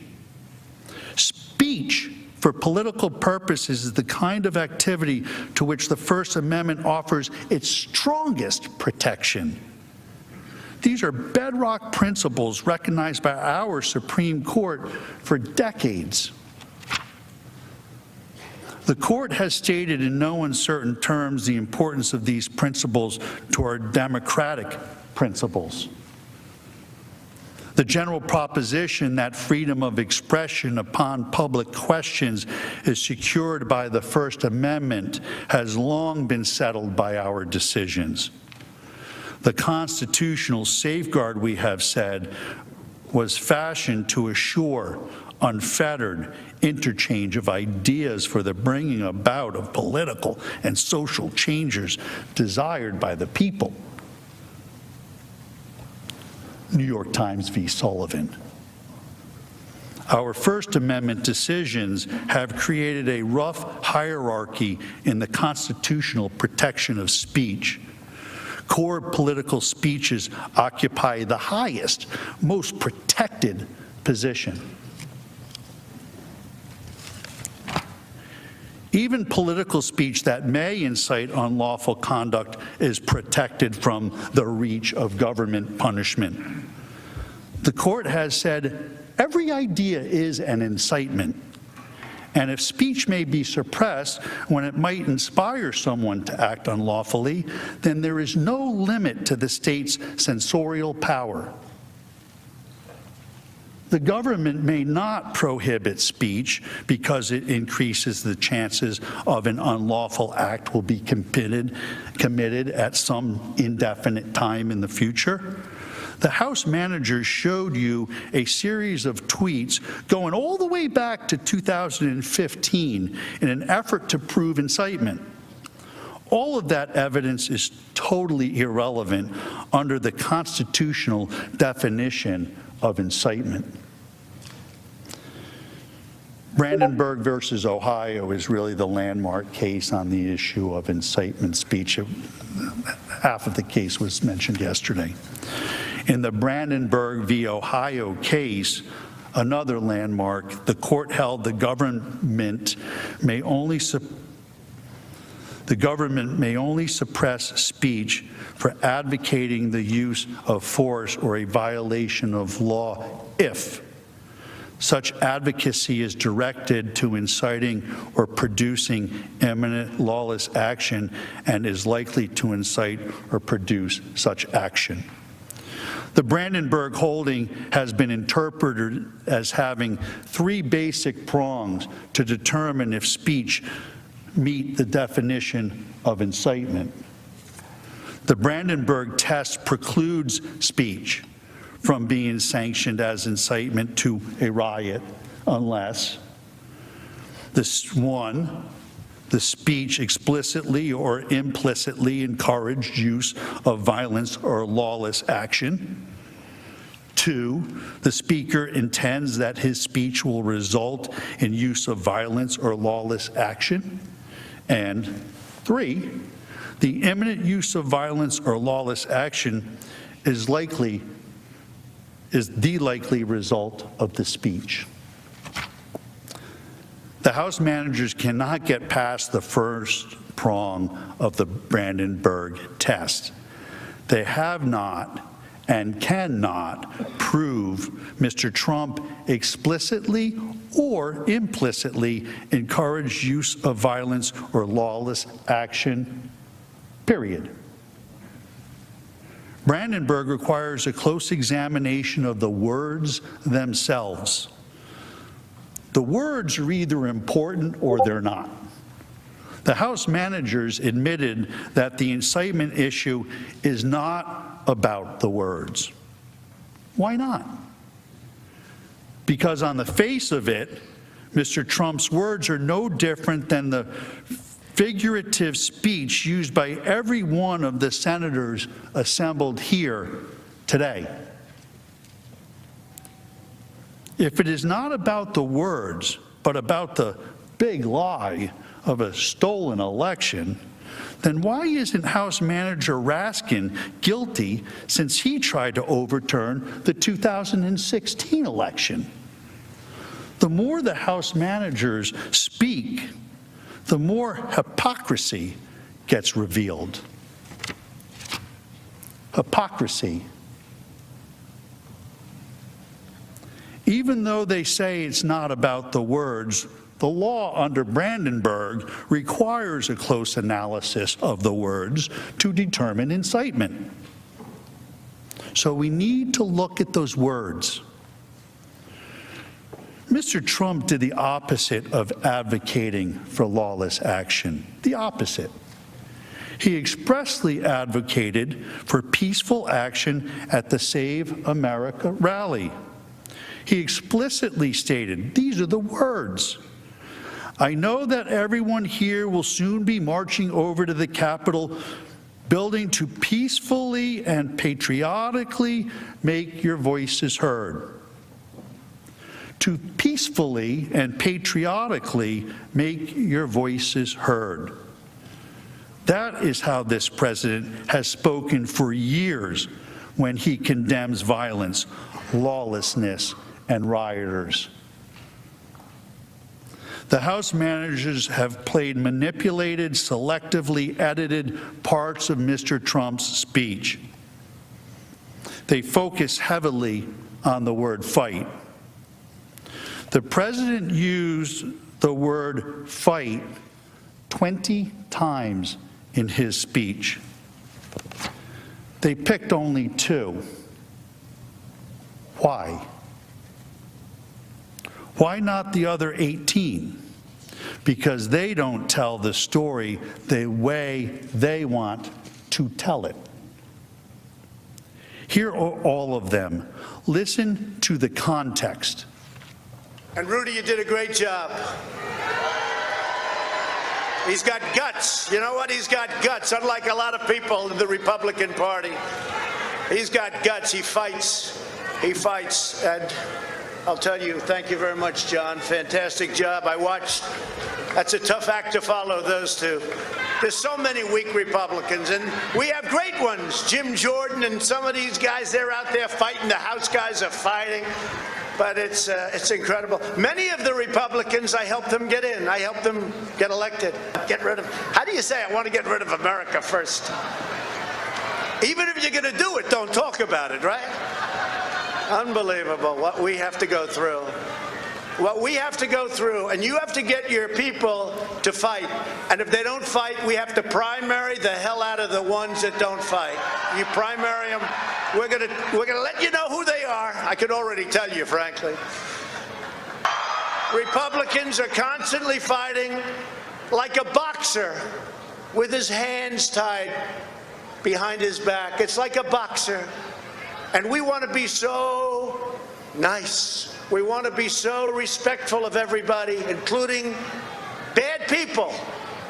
And we're going to have to fight much harder. And Mike Pence is going to have to come through for us. And if he doesn't, that will be a sad day for our country. Because you're sworn to uphold our Constitution. And the accountability says, if we see somebody in there that doesn't treat our vets well, or they steal, they rob, they do things badly, we say, Joe, you're fired. Get out of here. Before you couldn't do that. You couldn't do that before. So we've taken care of things. We've done things like nobody's ever thought possible. And that's part of the reason that many people don't like us, because we've done too much. But we've done it quickly, and we were going to sit home and watch a big victory, and everybody had us down for a victory. It was going to be great. And now we're out here fighting. I said to somebody I was going to take a few days and relax after our big electoral victory. 10 o'clock, it was over. The American people do not believe the corrupt fake news anymore. They have ruined their reputation. But you know, it used to be that they'd argue with me, I'd fight. So I'd fight, they'd fight, I'd fight, they'd fight, bump, bump. You'd believe me, you'd believe them. Somebody comes out, you know, they had their point of view, I had my point of view. But you'd have an argument. Now what they do is they go silent. It's called suppression. And that's what happens in a communist country. That's what they do. They suppress. You don't fight with them anymore unless it's a bad story. If they have a little bad story about me, they make it 10 times worse and it's a major headline. But Hunter Biden, they don't talk about him. What happened to Hunter? Where's Hunter? With your help over the last 4 years, we built the greatest political movement in the history of our country, and nobody even challenges that. I say that over and over, and I never get challenged by the fake news, and they challenge almost everything we say. But our fight against the big donors, big media, big tech, and others is just getting started. This is the greatest in history. There's never been a movement like that. Our brightest days are before us. Our greatest achievements still wait. I think one of our great achievements will be election security, because nobody until I came along had any idea how corrupt our elections were. And again, most people would stand there at 9 o'clock in the evening and say, I want to thank you very much. And they go off to some other life. But I said, something's wrong here. Something's really wrong. Can't have happened. And we fight. We fight like hell. And if you don't fight like hell, you're not going to have a country anymore. Our exciting adventures and boldest endeavors have not yet begun. My fellow Americans, for our movement, for our children, and for our beloved country. And I say this, despite all that's happened, the best is yet to come.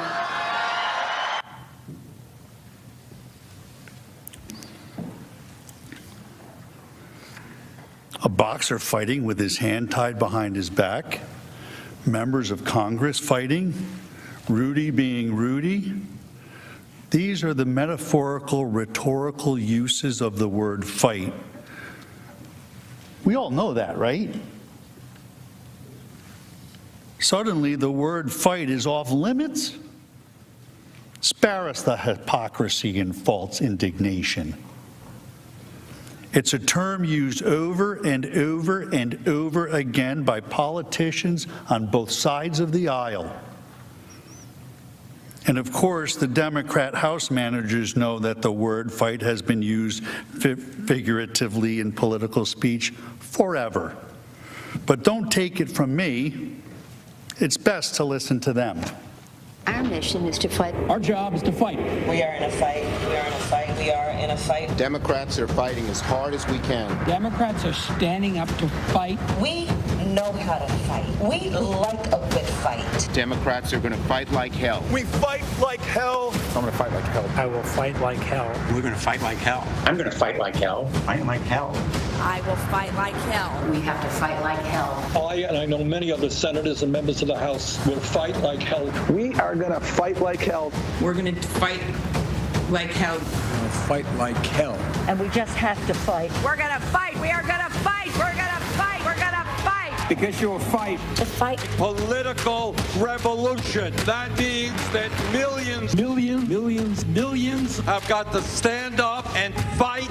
And fight and fight. Stand up and fight back. To fight. And continue to fight. Once again, fight back in the fight. We're fighting back. My fight. To fight an administration. You don't get what you don't fight for. We'll also fight him and challenge him in every way that we can. Fight in Congress, fight in the courts, fight in the streets. In the Congress, in the courts, and in the streets. There's the fight, there's the fight, there's the fight, and then there's the fight to defend. We're eager to take on this fight. The American people are going to have to fight.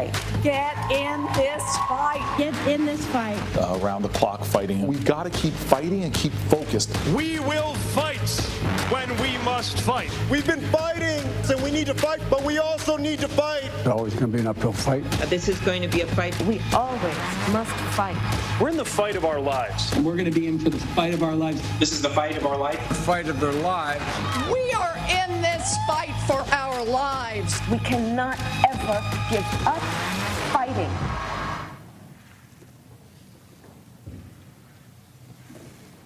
Hypocrisy. The reality is Mr. Trump was not in any way, shape, or form instructing these people to fight or to use physical violence. What he was instructing them to do was to challenge their opponents in primary elections, to push for sweeping election reforms, to hold big tech responsible, all customary and legal ways to petition your government for redress of grievances, which of course is also protected constitutional speech. But the House managers don't want you to focus on those things because, again, it does not fit their story.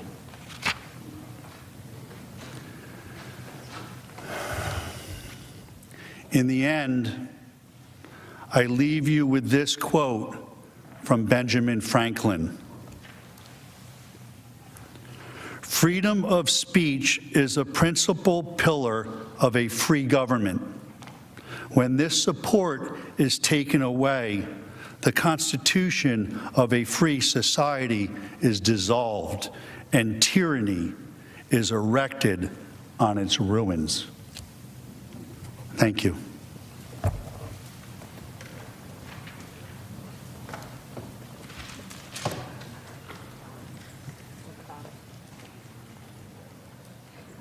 Mr. President, the majority leader. I ask unanimous consent the Senate recess for a 15-minute break.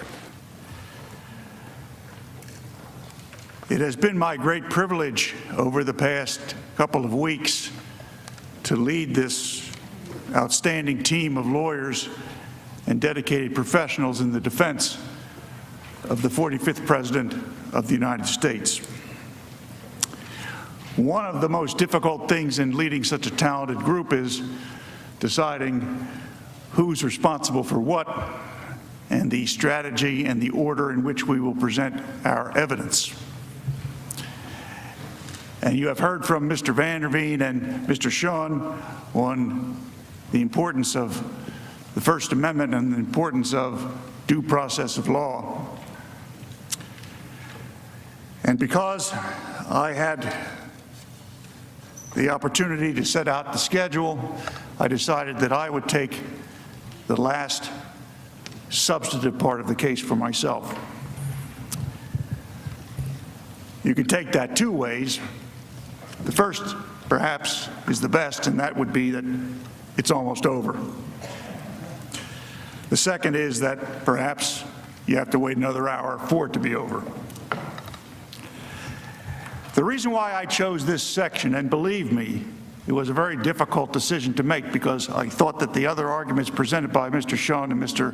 Vanderveen were outstandingly researched, thoroughly vetted, and wonderfully and articulately presented by them. But the critical issue in this case is the very narrow issue that is charged against the 45th president. And that issue is, did the 45th president engage in incitement of, they continue to say, insurrection? Clearly, there was no insurrection. Insurrection is a term of art. It's defined in the law. It involves taking over a country, a shadow government, taking the TV stations over, and having some plan on what you're going to do when you finally take power. Clearly, this is not that. What our colleagues here across the aisle meant is incitement to violence, to riot. So the word incitement is the critical case and the critical issue in the case. Now, the first time that you heard from us, I told you that you would never hear from our side that what happened on January 6th was anything other than horrific, and that the 45th President of the United States and his lawyers and his entire team adamantly denounce that violence by those criminals that occurred in this very chamber, in this very building.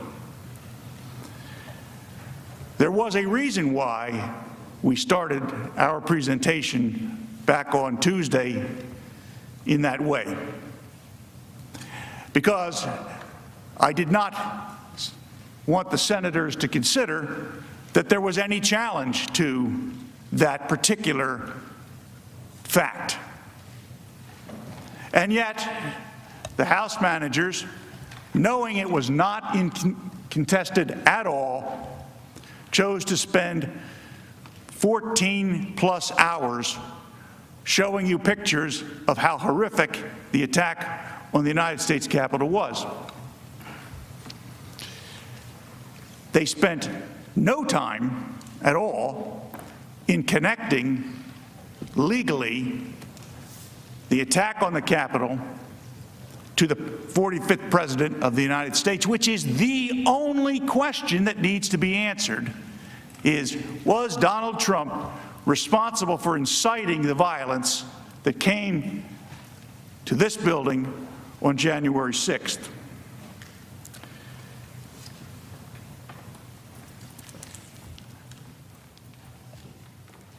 Now, by any measure,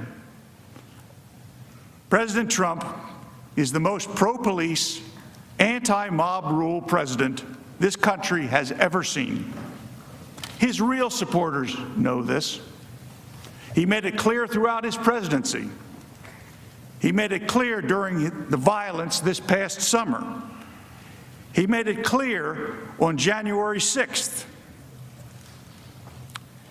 But politics changes things. Politics has created and interposed an element that should not be here. It has interposed the element of hatred. And the political world changes when hatred becomes part of the dynamic. As we wrote in our answer, to the original charging document.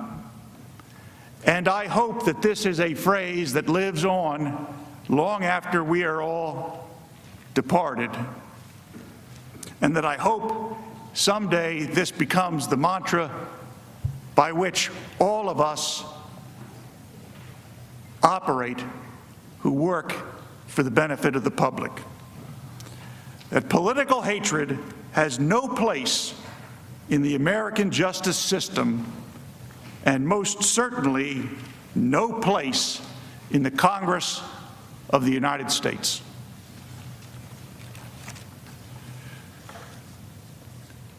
To illustrate the contrast that I'm speaking of, we have a video. I am your president of law and order and an ally of all peaceful protesters. The vast majority of the protests have been peaceful. Republicans stand for law and order, and we stand for justice. I just don't even know why there aren't uprisings all over the country, and maybe there will be. My administration will always stand against violence, mayhem, and disorder. There needs to be unrest in the streets for as long as there's unrest in our lives. I stand with the heroes of law enforcement. And you push back on them, and you tell them they're not welcome anymore, anywhere. We will never defund our police. Together we will ensure that America is a nation of law and order. We were in high school, I'd take you behind the gym and beat the hell out of him. But I think you need to go back and punch him in the face. Feel like punching him. We just want law and order. Everybody wants that. I want to tell you, Gorsuch, I want to tell you, Kavanaugh, you have released the whirlwind, and you will pay the price. We want law and order. We have to have law and order. Show me where it says that protests are supposed to be polite and peaceful. We believe in safe streets, secure communities, and we believe in law and order. Is there truly anyone in this chamber who disagrees with the words as spoken by President Trump on that video? Surely not. Surely not. This contrast, and in this context, I ask you to keep that in mind. My colleagues here, actually my colleague here, Mr. Raskin, hopes that you don't. They have used selective editing and manipulated visuals to paint a picture far different from this truth. Make no mistake, and I will repeat it now and anytime I'm ever asked, January 6th was a terrible day for our country. The attack on this building shocked us all. President Trump did not incite or cause the horrific violence that occurred on January 6th, 2021. They know that. We know the president did not incite the riot because of his plain words that day, as Mr. Van Veen elucidated on a few moments ago. We know the president could not have incited the riots because of the timeline of the events of that day. We heard a great deal from the House manager about their prosecutorial bona fides and their ability to analyze evidence, apply it to statutes, use timelines, and figure out what happened based on circumstantial evidence and direct evidence and testimony and forensic analysis. I can't recall any of the House managers who got up that didn't make some reference to prosecutorial bona fides. Well, I spent more than 3 decades locking up killers, and I do know a little bit about applying the facts to the law. We know that the president would never have wanted such a riot to occur because his long-standing hatred for violent protesters and his love for law and order is on display, worn on his sleeve, every single day that he served in the White House. But if we're going to apply the facts to the statute, it has to be done systematically. It has to be done with precision, the way a court would expect us to do that. Let's look at the letter of the law. Again, Mr. Van der Veen gave you an overview of the Brandenburg case and some of the related cases.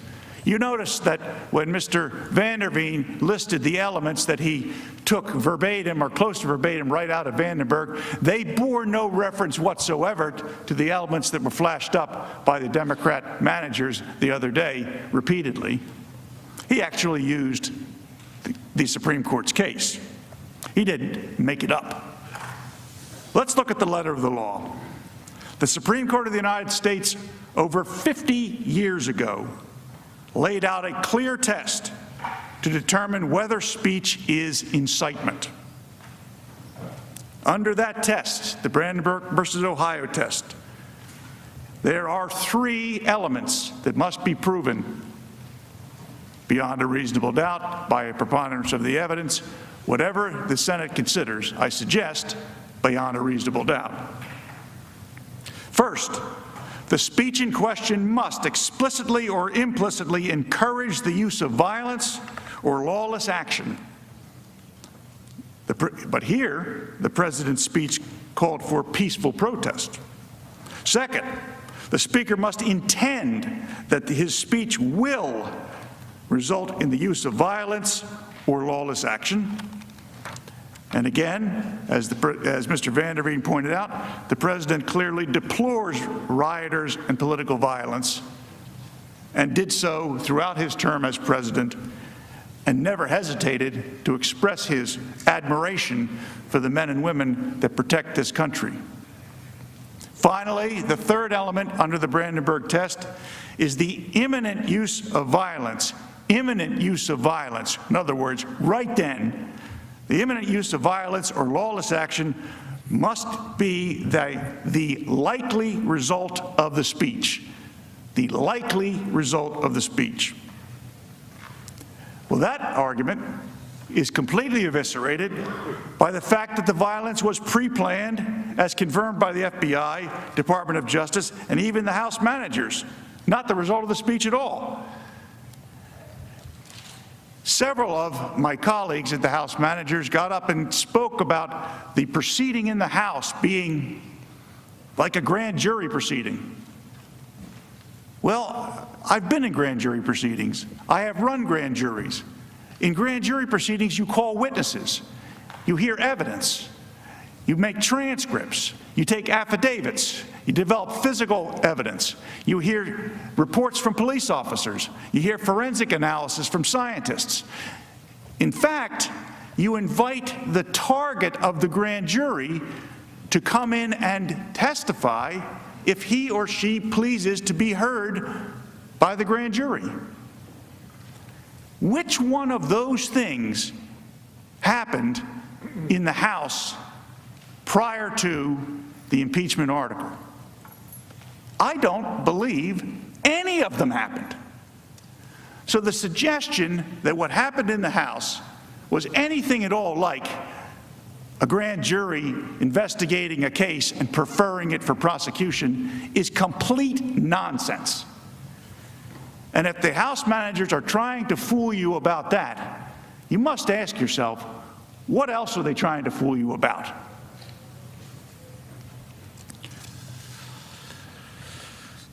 Let's look more closely at the president's speech.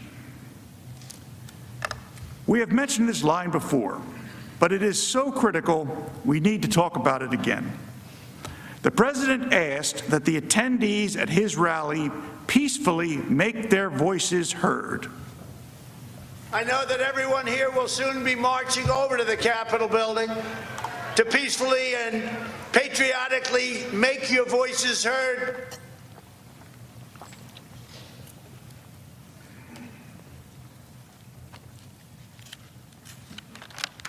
The managers would have you believe that the president's supporters usually follow his every word, but in this case, imputed some imaginary meaning to them while ignoring his most clear instructions. President Trump said, peacefully and patriotically make your voices heard, and the House managers took from that, go down to the Capitol and riot. So you are supposed to put yourselves in the heads of the people who here peacefully and patriotically make your voices heard and conclude that those words do not mean what the president said. More than that, the president criticized the destruction wrought by left-wing anarchists and rioters. He told his supporters that they build, they don't destroy. If this happened to the Democrats, there'd be hell all over the country going on. There'd be hell all over the country. But just remember this, you're stronger, you're smarter, you've got more going than anybody, and they try and demean everybody having to do with us, and you're the real people. You're the people that built this nation. You're not the people that tore down our nation. Is it possible, listening to those words in the proper cadence without them being edited or the sound changed so that they're indistinguishable or sounds as though the crowd is right there, but listening to it as you have here, unedited by us, is it possible that President Trump's disdain for political violence could be any clearer to the persons listening as he was speaking? Is it possible that his words could have been misunderstood? I suggest to you that is impossible. Now, the House manager said the president told the crowd, quote, "You have to get out your people to fight." The House manager's claim is that the President of the United States was telling the audience to get each other to physically fight. But that is not what the President said. The people who should fight, he said, were members of Congress. If they don't fight, what the President said is, what should the rally attendees do? If members of Congress wouldn't fight for the principles they held dear, what was it that the President specifically told his supporters at that rally he wanted them to do? He wanted them to support primary challenges. Now, nobody in this chamber is anxious to have a primary challenge. That is one truism I think I can say with some certainty. But that's the way we operate in this country. When the people of a state want to change their representatives and their senators, they use the electoral process. President Trump told his listeners that if their members of Congress won't fight for their views, then go back home and find others that will. That's what President Trump said. The people who should fight were the members of Congress. You have to get your people to fight. He told them. You have to get your people to fight, and if they don't fight, we have to primary the hell out of the ones that don't fight. You primary them, we're gonna let you know who they are. I could already tell you, frankly. It is pretty stark contrast when you watch that video, isn't it? When you see the House manager tell you, and I don't know if we're under oath here, but when I walked into this room, I sure as heck felt I was under oath and that I was speaking not only to senators of the United States, but before the entire world and with God watching. And a House manager got up here and told you that the President of the United States on January the 6th, 2021, told the crowd that they had to go and fight. And the implication that they wanted you to draw was that he was sending them down to Capitol Hill to go and breach the building and trash the very sacred halls of Congress. But we now know that is not at all anything near what the President said. What the President said was, If you can't get your members of Congress to do as you would like them to do, you primary them. That's the American way. The first way that the House managers presented and wanted you to conclude, that's the criminal way. But what the president said was the American way. Again, House managers manipulated President Trump's words. I can't stand here and pretend to tell you that I know every time from all those videos that the House managers manipulated what the president said, put up evidence that was not with the foundation of correctness and admissibility we expect. I can't tell you that I picked up every one. I don't think Mr. Van der Veen or Mr. Schoen or any of the others that worked with us can tell you that. But what I can tell you is that there were an awful lot of times, and I know at least some of you were judges in previous lives, and if one of the lawyers was able to create the impression that one side intentionally presented false or misleading evidence, that judge would give an instruction called falsus in uno, falsus in omnibus. False in one thing, false in everything. In other words, if they're trying to fool you about one thing, not only might they be trying to fool you in something else, but under that maxim of the law, you may conclude they're trying to fool you in everything else.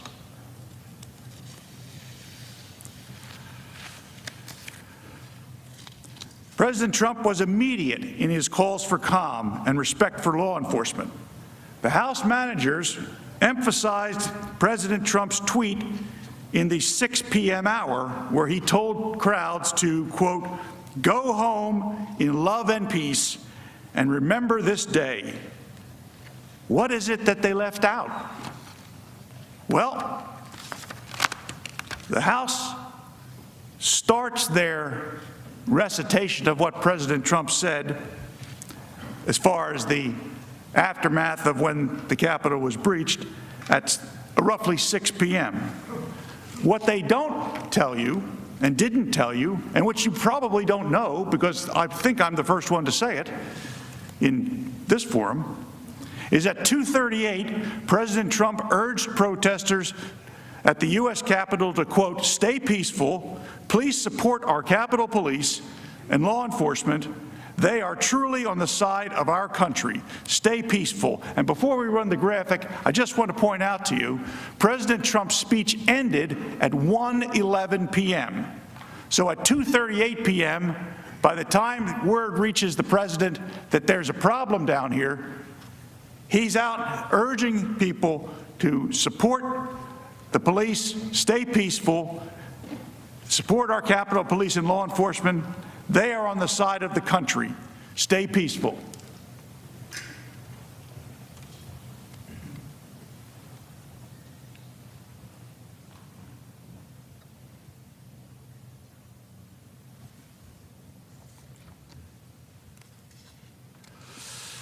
At 3:13 p.m., President Trump urged protesters at the U.S. Capitol to remain peaceful.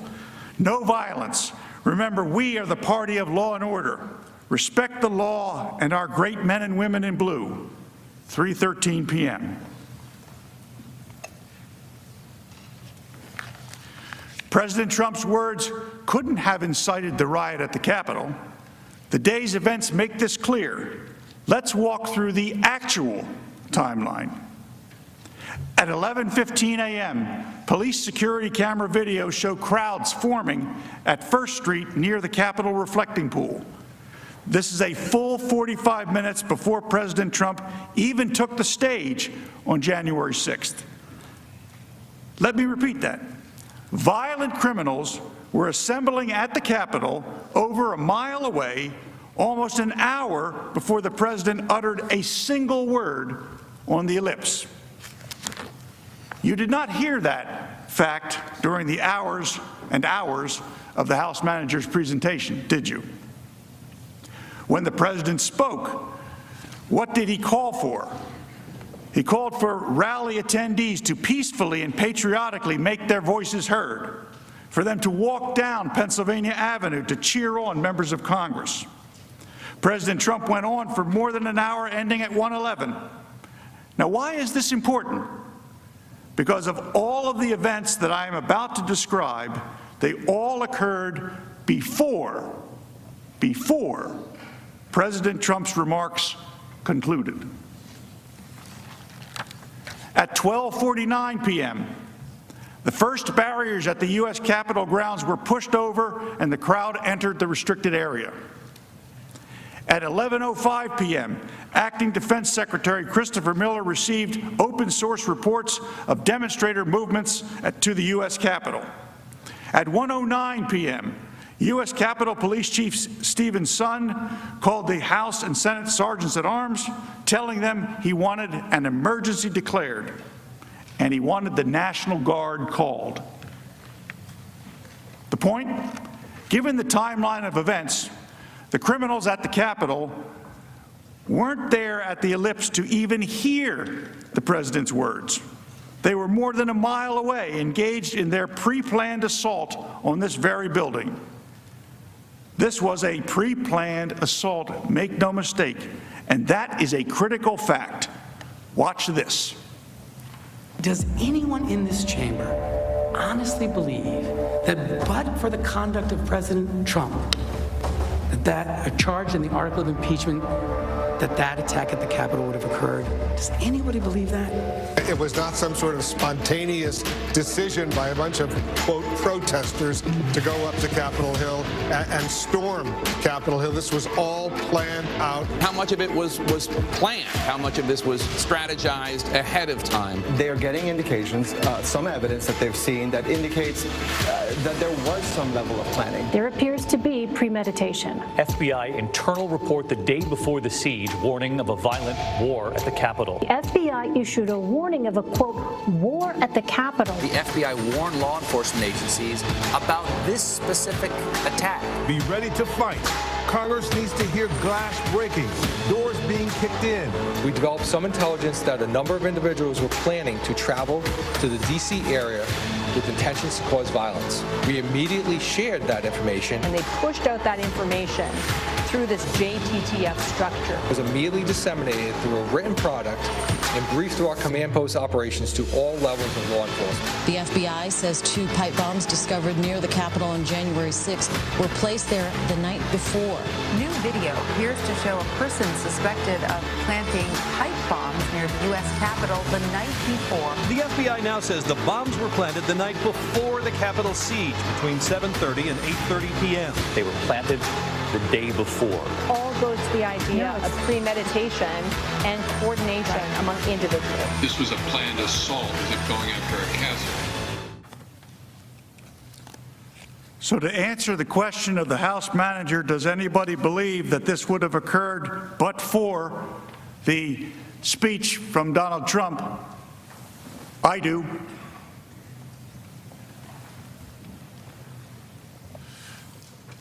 All of these facts make clear the January 6th speech did not cause the riots.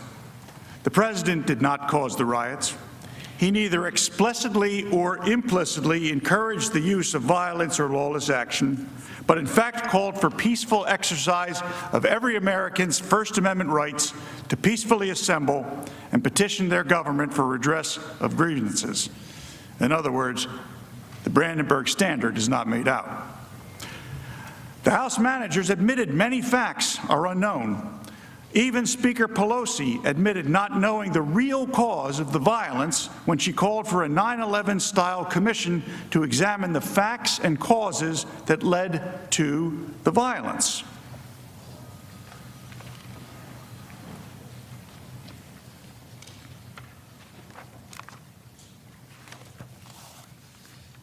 On the screen is Speaker Pelosi's call for the 9/11 commission.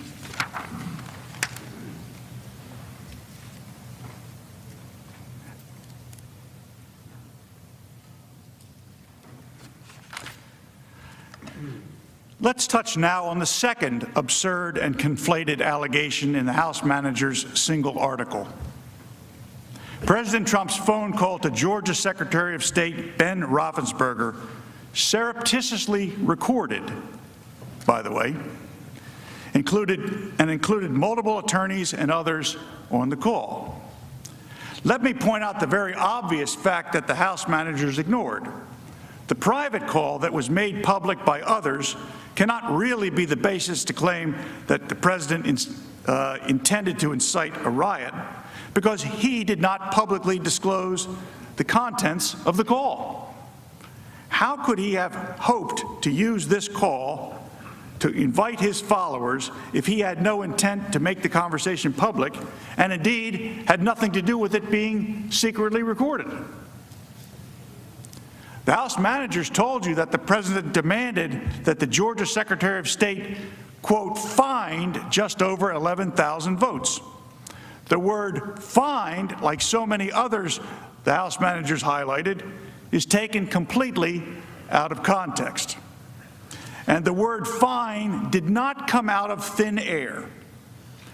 Based on an analysis of publicly available voter data, that the ballot rejection rate in Georgia in 2016 was approximately 6.42%. And even though a tremendous amount of new first-time mail-in ballots were included in the 2020 count, the Georgia rejection rate in 2020 was a mere 0.4%, a drop-off from 6.42% to 0.4%. President Trump wanted the signature verification to be done in public. How can a request for signature verifications to be done in public be a basis for a charge for inciting a riot? With that background, it is clear that President Trump's comments and the use of the word find were solely related to his concerns with the inexplicable dramatic drop in Georgia's ballot rejection rates.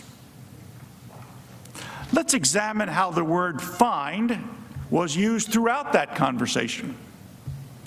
Mr. Trump's first use of the word find was as follows, quote, we think that if you check the signatures, a real check of the signatures going back in Fulton County, you'll find at least a couple 100,000 of forged signatures of people who have been forged. And we are quite sure that's going to happen.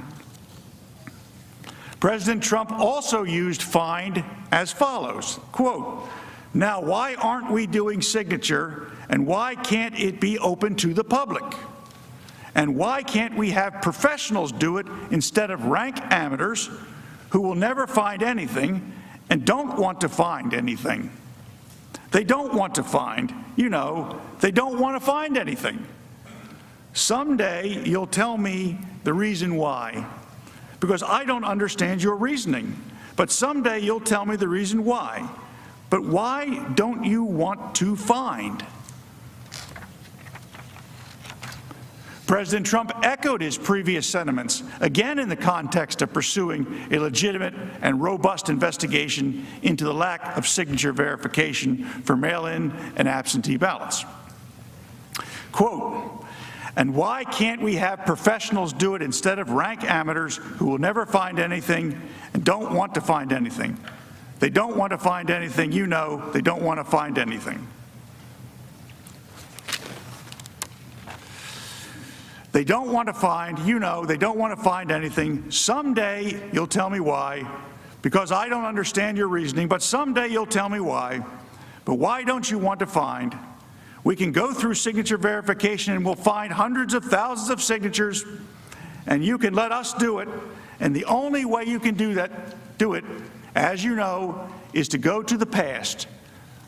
But you didn't do that in Cobb County. You just looked at one page compared to another. The only way you could do a signature verification is to go from one that signed it on November whatever, recently, and compare it to 2 years ago, 4 years ago, 6 years ago, you know, or even one. And you'll find that you have many different signatures, But in Fulton, where they dumped ballots, you will find that you have many that aren't even signed and that you have many forgeries." End quote. Mr. Trump continued to use the word "fine" throughout the conversation. Each and every other time in the context of his request that Mr. Raffensperger undertake a review of signature verifications, and his concerns generally with ballot integrity and his reported electoral deficit, here are a few examples. Quote, "But why wouldn't you want to find the right answer, Brad? Instead of keep saying that the numbers are right, because those numbers are so wrong." Another example, quote, "We think that if you check the signatures, a real check of the signatures going back in Fulton County, you'll find at least a couple 100,000 of forged signatures of people who have been forged, and we are quite sure that's going to happen." End quote. Moreover, there was nothing untoward with President Trump, or any other candidate for that matter, speaking with the lead elections officer of a state. That's why the Georgia Secretary of State took a call along with members of his team, one of whom decided to record it and release it to the press. The only reason this conversation is being discussed in this chamber is because, once again, the media and their Democratic allies distorted the true conversation to mislead you and the American public. So we have a complete lack of evidence for the article of impeachment presented by the House managers. So why are we here? Politics. Their goal is to eliminate a political opponent, to substitute their judgment for the will of the voters. Why bother with a Senate trial of Donald Trump? He's no longer president. He'll be out of office anyway. Is it to keep him from ever running again? Make sure he can never run for office again. Keep him from running for office again. Donald Trump would not be able to run for office again. Barring him from running for office again. Disqualified from running for office. Disqualify him from ever running from office again. Disqualified from running for office again. It's about focusing that he can never run again. Remove him from ever running for office again. Never be able to run for office again. To ban former President Trump from running again. If we don't impeach this president, he will get reelected.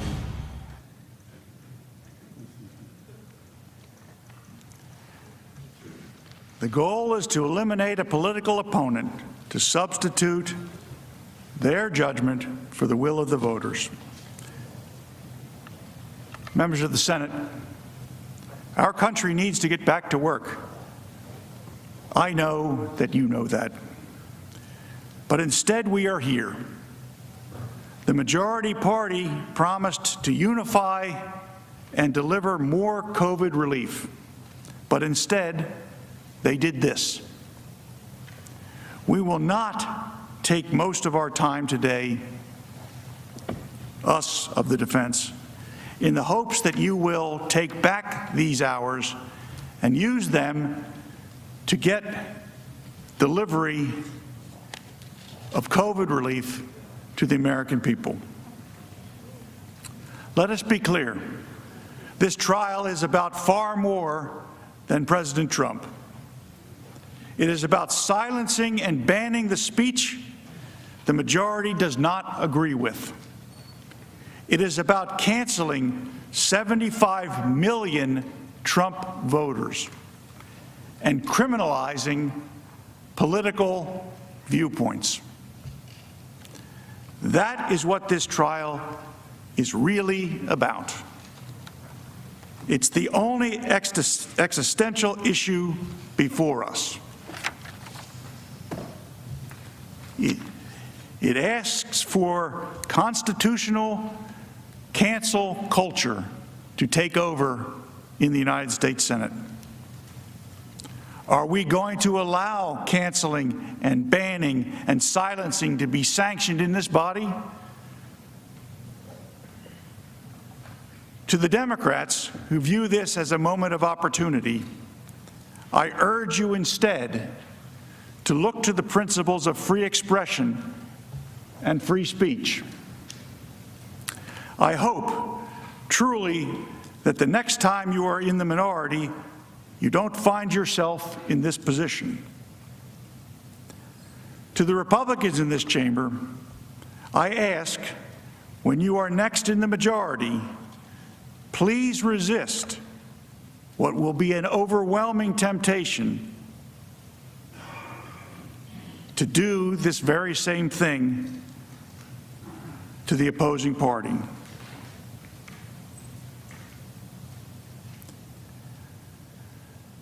Members of the Senate, this concludes the formal defense of the 45th President of the United States to the impeachment article filed by the House of Representatives. I understand that there is a procedure in place for questions, and we await them. Thereafter, we will close on behalf of President Trump. Exactly when did President Trump learn of the breach of the Capitol? And what specific actions did he take to bring the rioting to an end? And when did he take them? Please be as detailed as possible. Mr. Van Veen. The House managers have given us absolutely no evidence one way or the other onto that question.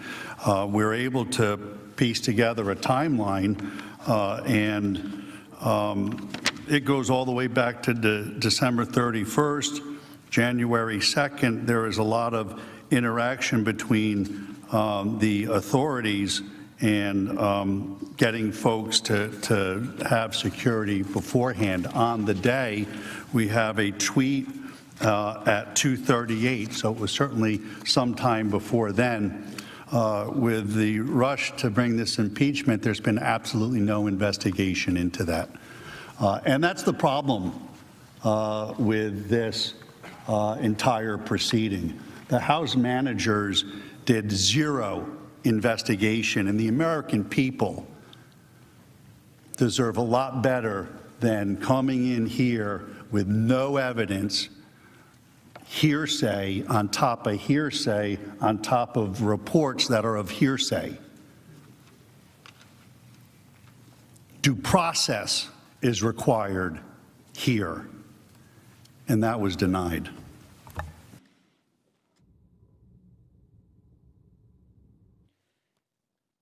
Given that more than 200 people have been charged for their conduct at the Capitol on January 6th, that our justice system is working to hold the appropriate persons accountable, and that President Trump is no longer in office, isn't this simply a political show trial that is designed to discredit President Trump and his policies and shame the 74 million Americans who voted for him?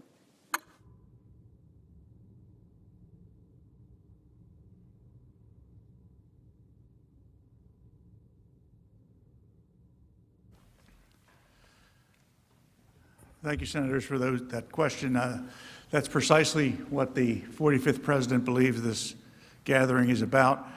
We believe in law and order and trust that the federal authorities that are conducting investigations and prosecutions against the criminals that invaded this building will continue their work and be as aggressive and thorough as we know them to always be, and that they will continue to identify those that entered the inner sanctum of our government and desecrated it. The 45th President no longer holds office. There is no sanction available under the Constitution, in our view, for him to be removed from office that he no longer holds. The only logical conclusion is that the purpose of this gathering is to embarrass the 45th President of the United States and in some way try to create an opportunity for senators to suggest that he should not be permitted to hold office in the future, or at the very least, publicize this throughout the land to try to damage his ability to run for office when and if he is acquitted, and at the same time, tell the 74 million people who voted for them that their choice was the wrong choice. I believe that this is a divisive way of going about handling impeachment, and it denigrates the great solemnity that should attach to such proceedings. I yield the remainder of my time, Mr. President. The answer is no. At no point was the president informed the vice president was in any danger, because the House rushed through this impeachment in 7 days with no evidence. There is nothing at all in the record on this point, because the House failed to do even a minimum amount of due diligence. What the president did know is that there was a violent riot happening at the Capitol. That's why he repeatedly called via tweet and via video for the riots to stop, to be peaceful, to respect Capitol Police and law enforcement, and to commit no violence, and to go home. But to be clear, this is an article of impeachment for incitement. This is not an article of impeachment for anything else. It's a one count. They could have charged anything they wanted. They chose to charge incitement. So that the question, although answered directly no, it's not really relevant to the charges for the impeachment in this case. And I just wanted to clear up one more thing. Mr. Castro, in his first answer, may have spoke, but what he said was Mr. Trump had said, fight to the death. That's false. I'm hoping he misspoke. Thank you. Multiple state constitutions enacted prior to 1787, namely the constitutions of Delaware, Virginia, Pennsylvania, and Vermont, specifically provided for the impeachment of a former officer. Given that the framers of the U.S. Constitution would have been aware of these provisions, does their decision to omit language specifically authorizing the impeachment of former officials indicate that they did not intend for our Constitution to allow for the impeachment of former officials?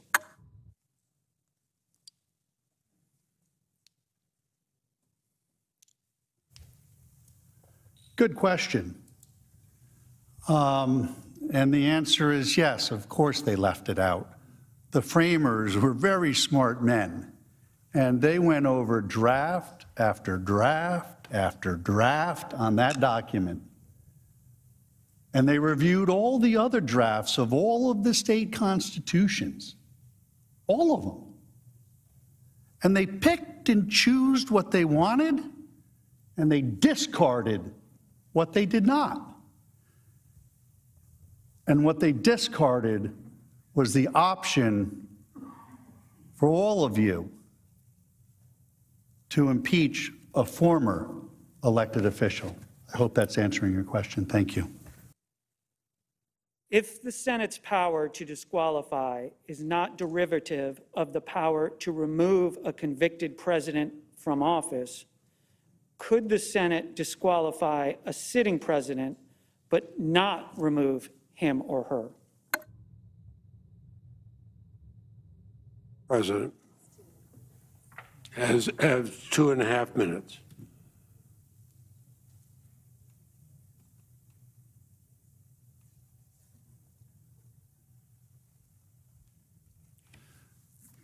No. But I can't let this rest. Mr. Castro attributed a statement the time before last that he was up here that Donald Trump had told his people to fight to the death. I'm not from here. I'm not like you guys. I was being very polite and given an opportunity to correct the record, and I thought that's exactly what he would do. But instead, what he did is he came up and illustrated the problem with the presentation of the House case. It's been smoke and mirrors, and worse, it's been dishonest. He came up and tried to cover when he got caught. as they were caught earlier today with all of the evidence, checking tweets, switching dates, everything they did. And bear in mind, I had 2 days to look at their evidence. And when I say 2 days, I mean they started putting in their evidence, so I started to be able to get looking at it. That is not the way this should be done. But what we discovered was he knew what he was doing. He knew that the president didn't say that to his people. What he said was if it happened to the Dems, this is what they would do. In his speech that day, you know what he said? He said, if this happened to the Democrats, if the election was stolen from the Democrats, all hell would break loose.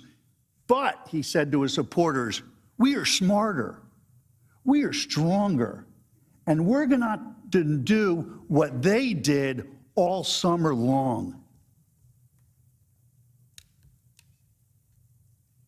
So what he did was he misrepresented a tweet to you to put forth the narrative that is wrong.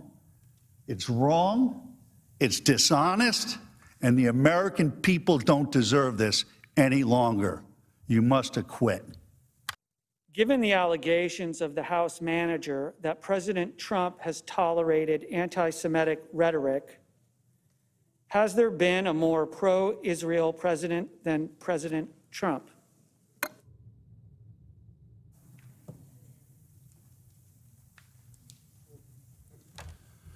No, but it's apparent that nobody listened to what I said earlier today because the victorial speech needs to stop. You need to stop. There was nothing fun here, Mr. Raskin. We aren't having fun here. This is about the most miserable experience I've had down here in Washington, D.C. There's nothing fun about it. And in Philadelphia, where I come from, when you get caught doctoring the evidence, your case is over. And that's what happened. They got caught doctoring the evidence, and this case should be over. The House prosecutors have stated over and over again that President Trump was perpetrating a big lie when he repeatedly claimed that the election was stolen from him and that he actually won the election by a landslide. Are the prosecutors right when they claim that Trump was telling a big lie, or in your judgment, did Trump actually win the election? The counsel for the former president have 2.5 minutes. My judgment? Who asked that? I did. My judgment's irrelevant in this proceeding. It absolutely is. What's supposed to happen here is the article of impeachment is supposed to be... The Senate will be in order. The senators, under the rules, cannot challenge the content of the response. The counsel will continue. May I have the question read again, please? The House prosecutors have stated over and over again that President Trump was perpetrating a big lie when he repeatedly claimed that the election was stolen from him and that he actually won the election by a landslide. Are the prosecutors right when they claim that Trump was telling a big lie, or in your judgment, did Trump actually win the election? In my judgment, it's irrelevant to the question before this body. What's relevant in this impeachment article is, were Mr. Trump's words insightful to the point of violence and riot? That's the charge. That's the question. And the answer is no. He did not have speech that was insightful to violence or riot. Now, what's important to understand here is the House managers have completely, from the beginning of this case to right now, done everything except answer that question. The question they brought before you, the question they want my client to be punished by. That's the questions that should be getting asked. And the answer is he advocated for peaceful, patriotic protests. They're his words. The House managers have showed zero evidence that his words did anything else. Remember, all of the evidence is this was premeditated. The attack on the Capitol was pre-planned. It didn't have anything to do with Mr. Trump in any way, what he said on that day on January 6th at that ellipse. And that's the issue before this Senate. Now, on the issue of contesting elections and the results, the Democrats have a long history of just doing that. I hope everybody was able to see the video earlier today. Over and over again, it's been contested. When Mr. Trump was elected president, we were told that it was hijacked. Council's 2.5 minutes has expired. Managers assert that the January 6th attack was predictable and it was foreseeable. If so, why did it appear that law enforcement at the Capitol were caught off guard and unable to prevent the breach? Why did the House Sergeant-at-Arms reportedly turn down a request to activate the National Guard, stating that he was not comfortable with the optics?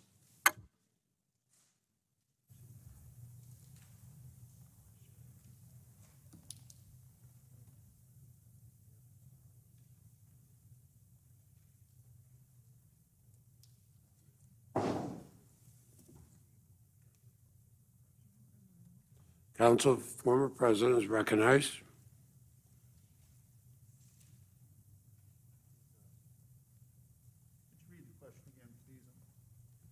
Clerk will read the question again. The House managers assert that the January 6th attack was predictable and it was foreseeable. If so, why did it appear that law enforcement at the Capitol were caught off guard and unable to prevent the breach? Why did the House Sergeant-at-Arms reportedly turn down a request to activate the National Guard, stating that he was not comfortable with the optics? Holy cow. That is a really good question.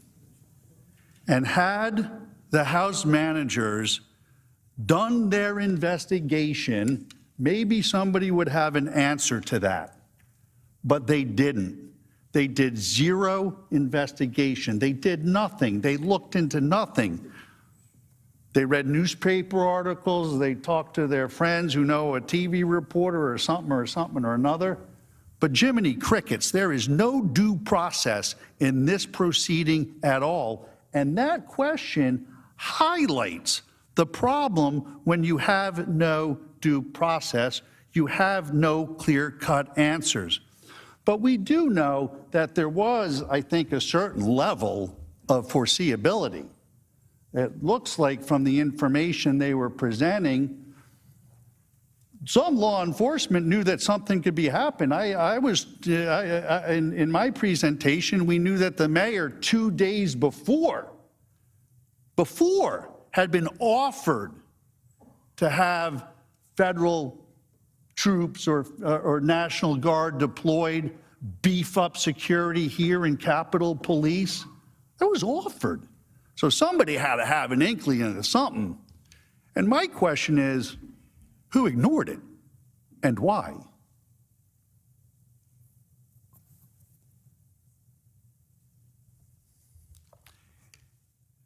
If an investigation were done, we would know the answer to that too. Thank you. Senator Cruz, I believe the first part of your question refers to the newly created Raskin Doctrine on First Amendment. He just in his answer actually gave you a new one, appropriateness. The standard that this body needs to follow for law is Brandenburg v. Ohio, and the test really, the three-part test really comes out of Bible believers versus Wayne County, to be specific. The speech has to be explicitly or implicitly encouraged, the use of violence. In other words, it has to be in the words itself, which is clearly it's not in the words itself. That's step one. They don't get past it.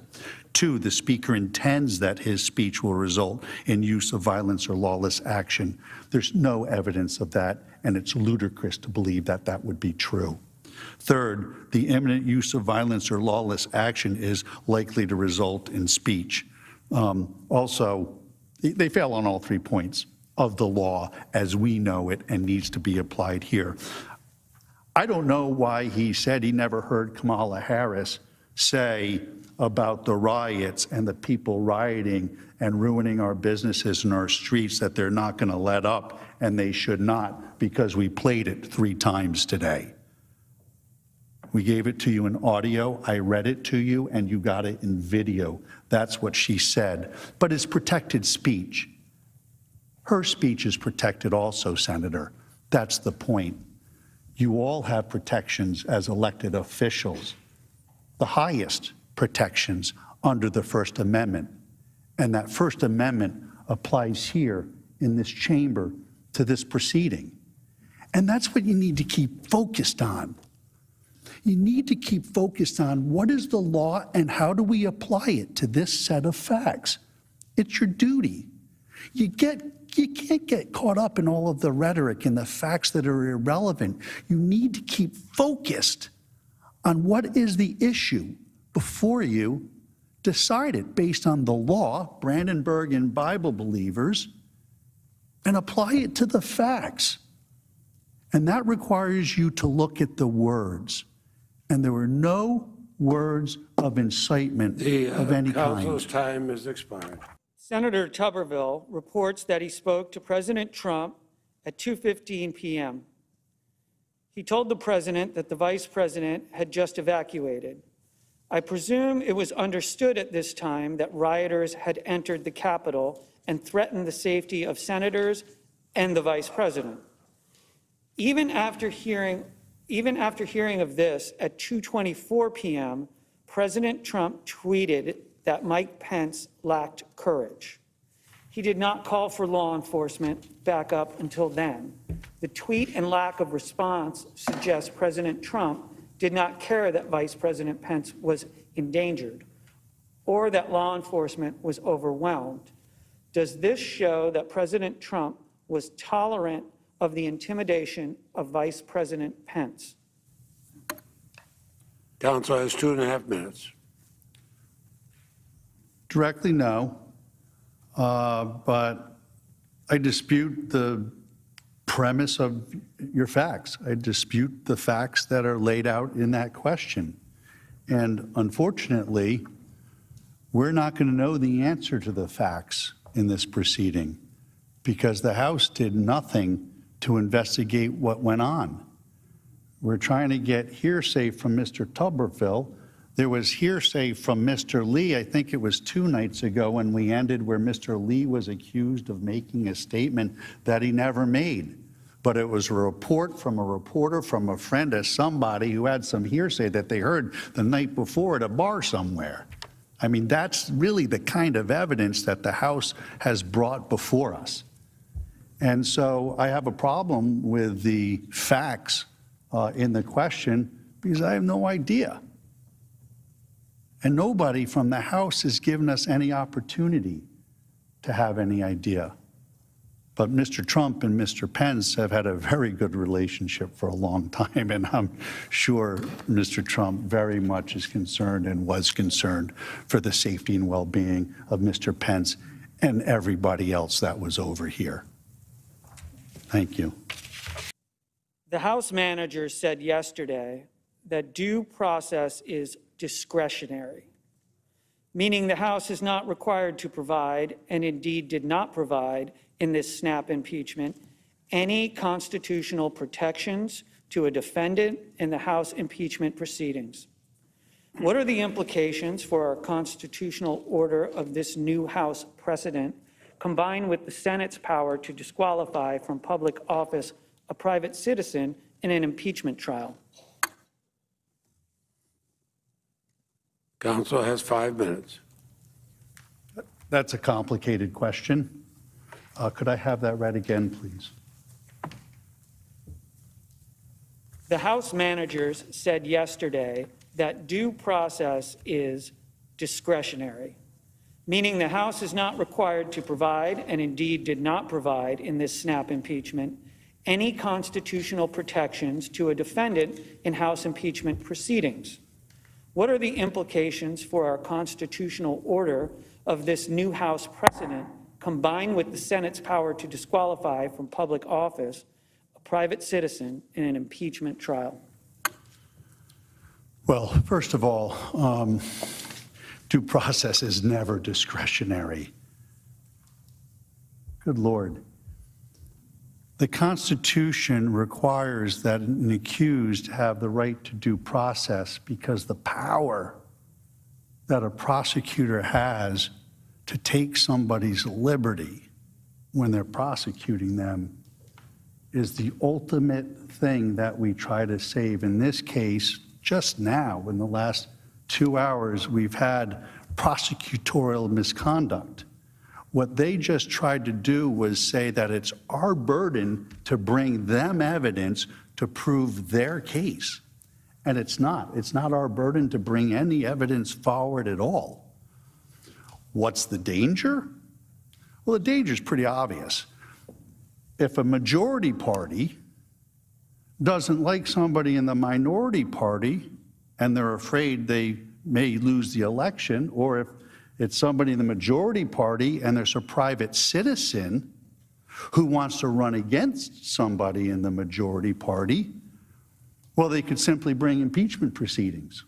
And of course, without due process, they're not going to be entitled to a lawyer. They're not going to be entitled to have notice of the charges against them. It puts us into a position where we are the kind of judicial system and governing body that we're all very, very afraid of. From what we left hundreds of years ago, and what regimes all around this world that endanger us, that's how they act. That's how they conduct themselves without giving the accused due process, taking their liberty without giving them just a basic fundamental right under the 5th through the 14th applied to the states, due process. If you take away due process in this country from the accused, if you take that away, there will be no justice and nobody will be safe. But it's patently unfair for the House managers to bring an impeachment proceeding without any investigation at all, and then stand up here and say, one, they had a chance to bring us evidence, and two, let's see what we can do about flipping around somebody's other constitutional rights to having a lawyer or to having to see the evidence at all. It just gets brought in without anybody, as it was here, without anybody having an opportunity to review it beforehand. They actually sent it to us on the 9th, the day after we started this. So it's a really big problem. The due process clause applies to this impeachment hearing, and it's been severely and extremely violated. This process is so unconstitutional because it violates due process. I'm not even going to get into the jurisdiction part. The due process part should be enough to give anybody who loves our Constitution and loves our country great pause to do anything but acquit Donald Trump. Yes, the House managers contradicted their own charge by outlining the premeditated nature and planning of this event, and by also showing the crowd gathered at the Capitol even before the speech started, and barriers were pushed over some 20 minutes before the conclusion of President Trump's speech? The answer is yes. And I want to take the rest of my time to go back to the last question because it was completely missed by the House managers. Brandenburg v. Ohio is an incitement case. It's not an elected official case. That's Wood and Bond. And the whole problem that the House managers have in understanding the First Amendment argument here is that elected officials are different than everybody else. He's talking about fire chiefs. Fire chiefs are not elected officials. Police officers aren't elected officials. Elected officials have a different, a higher standard from the holdings that I gave you, the highest protections, I should say. It's not a higher standard, it's a higher protection to your speech because of the importance of political dialogue, because of what you all say in your public debate about policy, about the things that affect all of our lives. That's wicked important stuff. And you should be free to talk about that in just about any way that you can. Brandenburg comes into play from a constitutional analysis perspective when you're talking about incitement. Is the speech itself insightful to riot or lawlessness? One of the two. And the answer here is no. And Brandenburg, through, again, Bible believers, require you to look at the words of the speech. You actually can't go outside the words of the speech. You're not allowed to in the analysis. So all the time they're trying to spend on tweets going back to 2015, or everything they want to focus on that was said in the hours and the days afterwards, are not applicable or relevant to the scholastic inquiry as to how the First Amendment is applied in this chamber, in this proceeding. And so again, you need to be focused on what's the law, and then how do we apply it to this set of facts?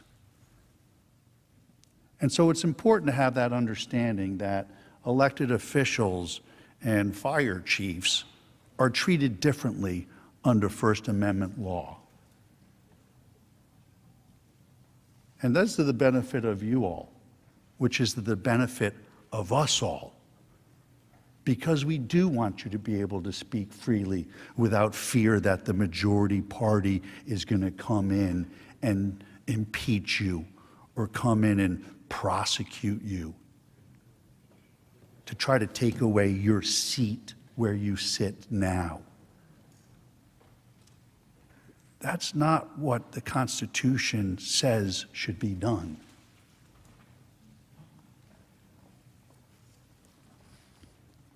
But yes, they do. They do contradict themselves, of course. Thank you. Voting to convict the former president would create a new precedent that a former official can be convicted and disqualified by the Senate.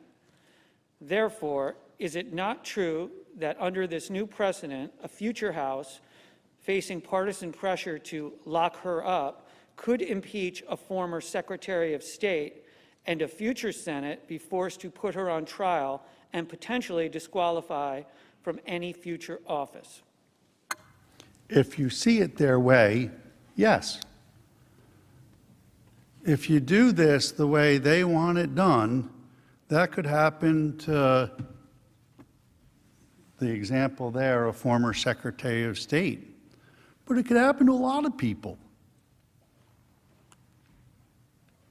And that's not the way this is supposed to work. And not only could it happen to a lot of people, it'd become much more regular too. But I want to address that, and I want you to be clear on this.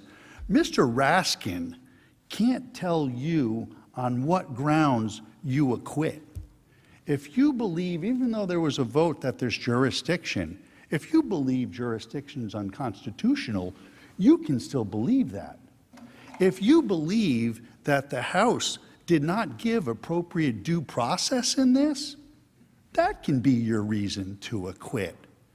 If you don't think they met their burden in proving incitement, that these words incited the violence, you can acquit. Mr. Raskin doesn't get to give you under what grounds you can acquit. And so you have to look at what they've put on in its totality and come to your own understanding as to whether you think they've met their burden to impeach. But the original question is an absolutely slippery slope that I don't really think anybody here wants to send this country down. Thank you. The senator from Texas's question raises a very, very important point. There is no such thing as a January exception to impeachment. There is only the text of the Constitution which makes very clear that a former president is subject to criminal sanction after his presidency for any illegal acts he commits. There is no January exception to impeachment. There is simply a way we treat high crimes and misdemeanors allegedly committed by a president when he is in office, impeachment, and how we treat criminal behavior by a private citizen when they are not in office.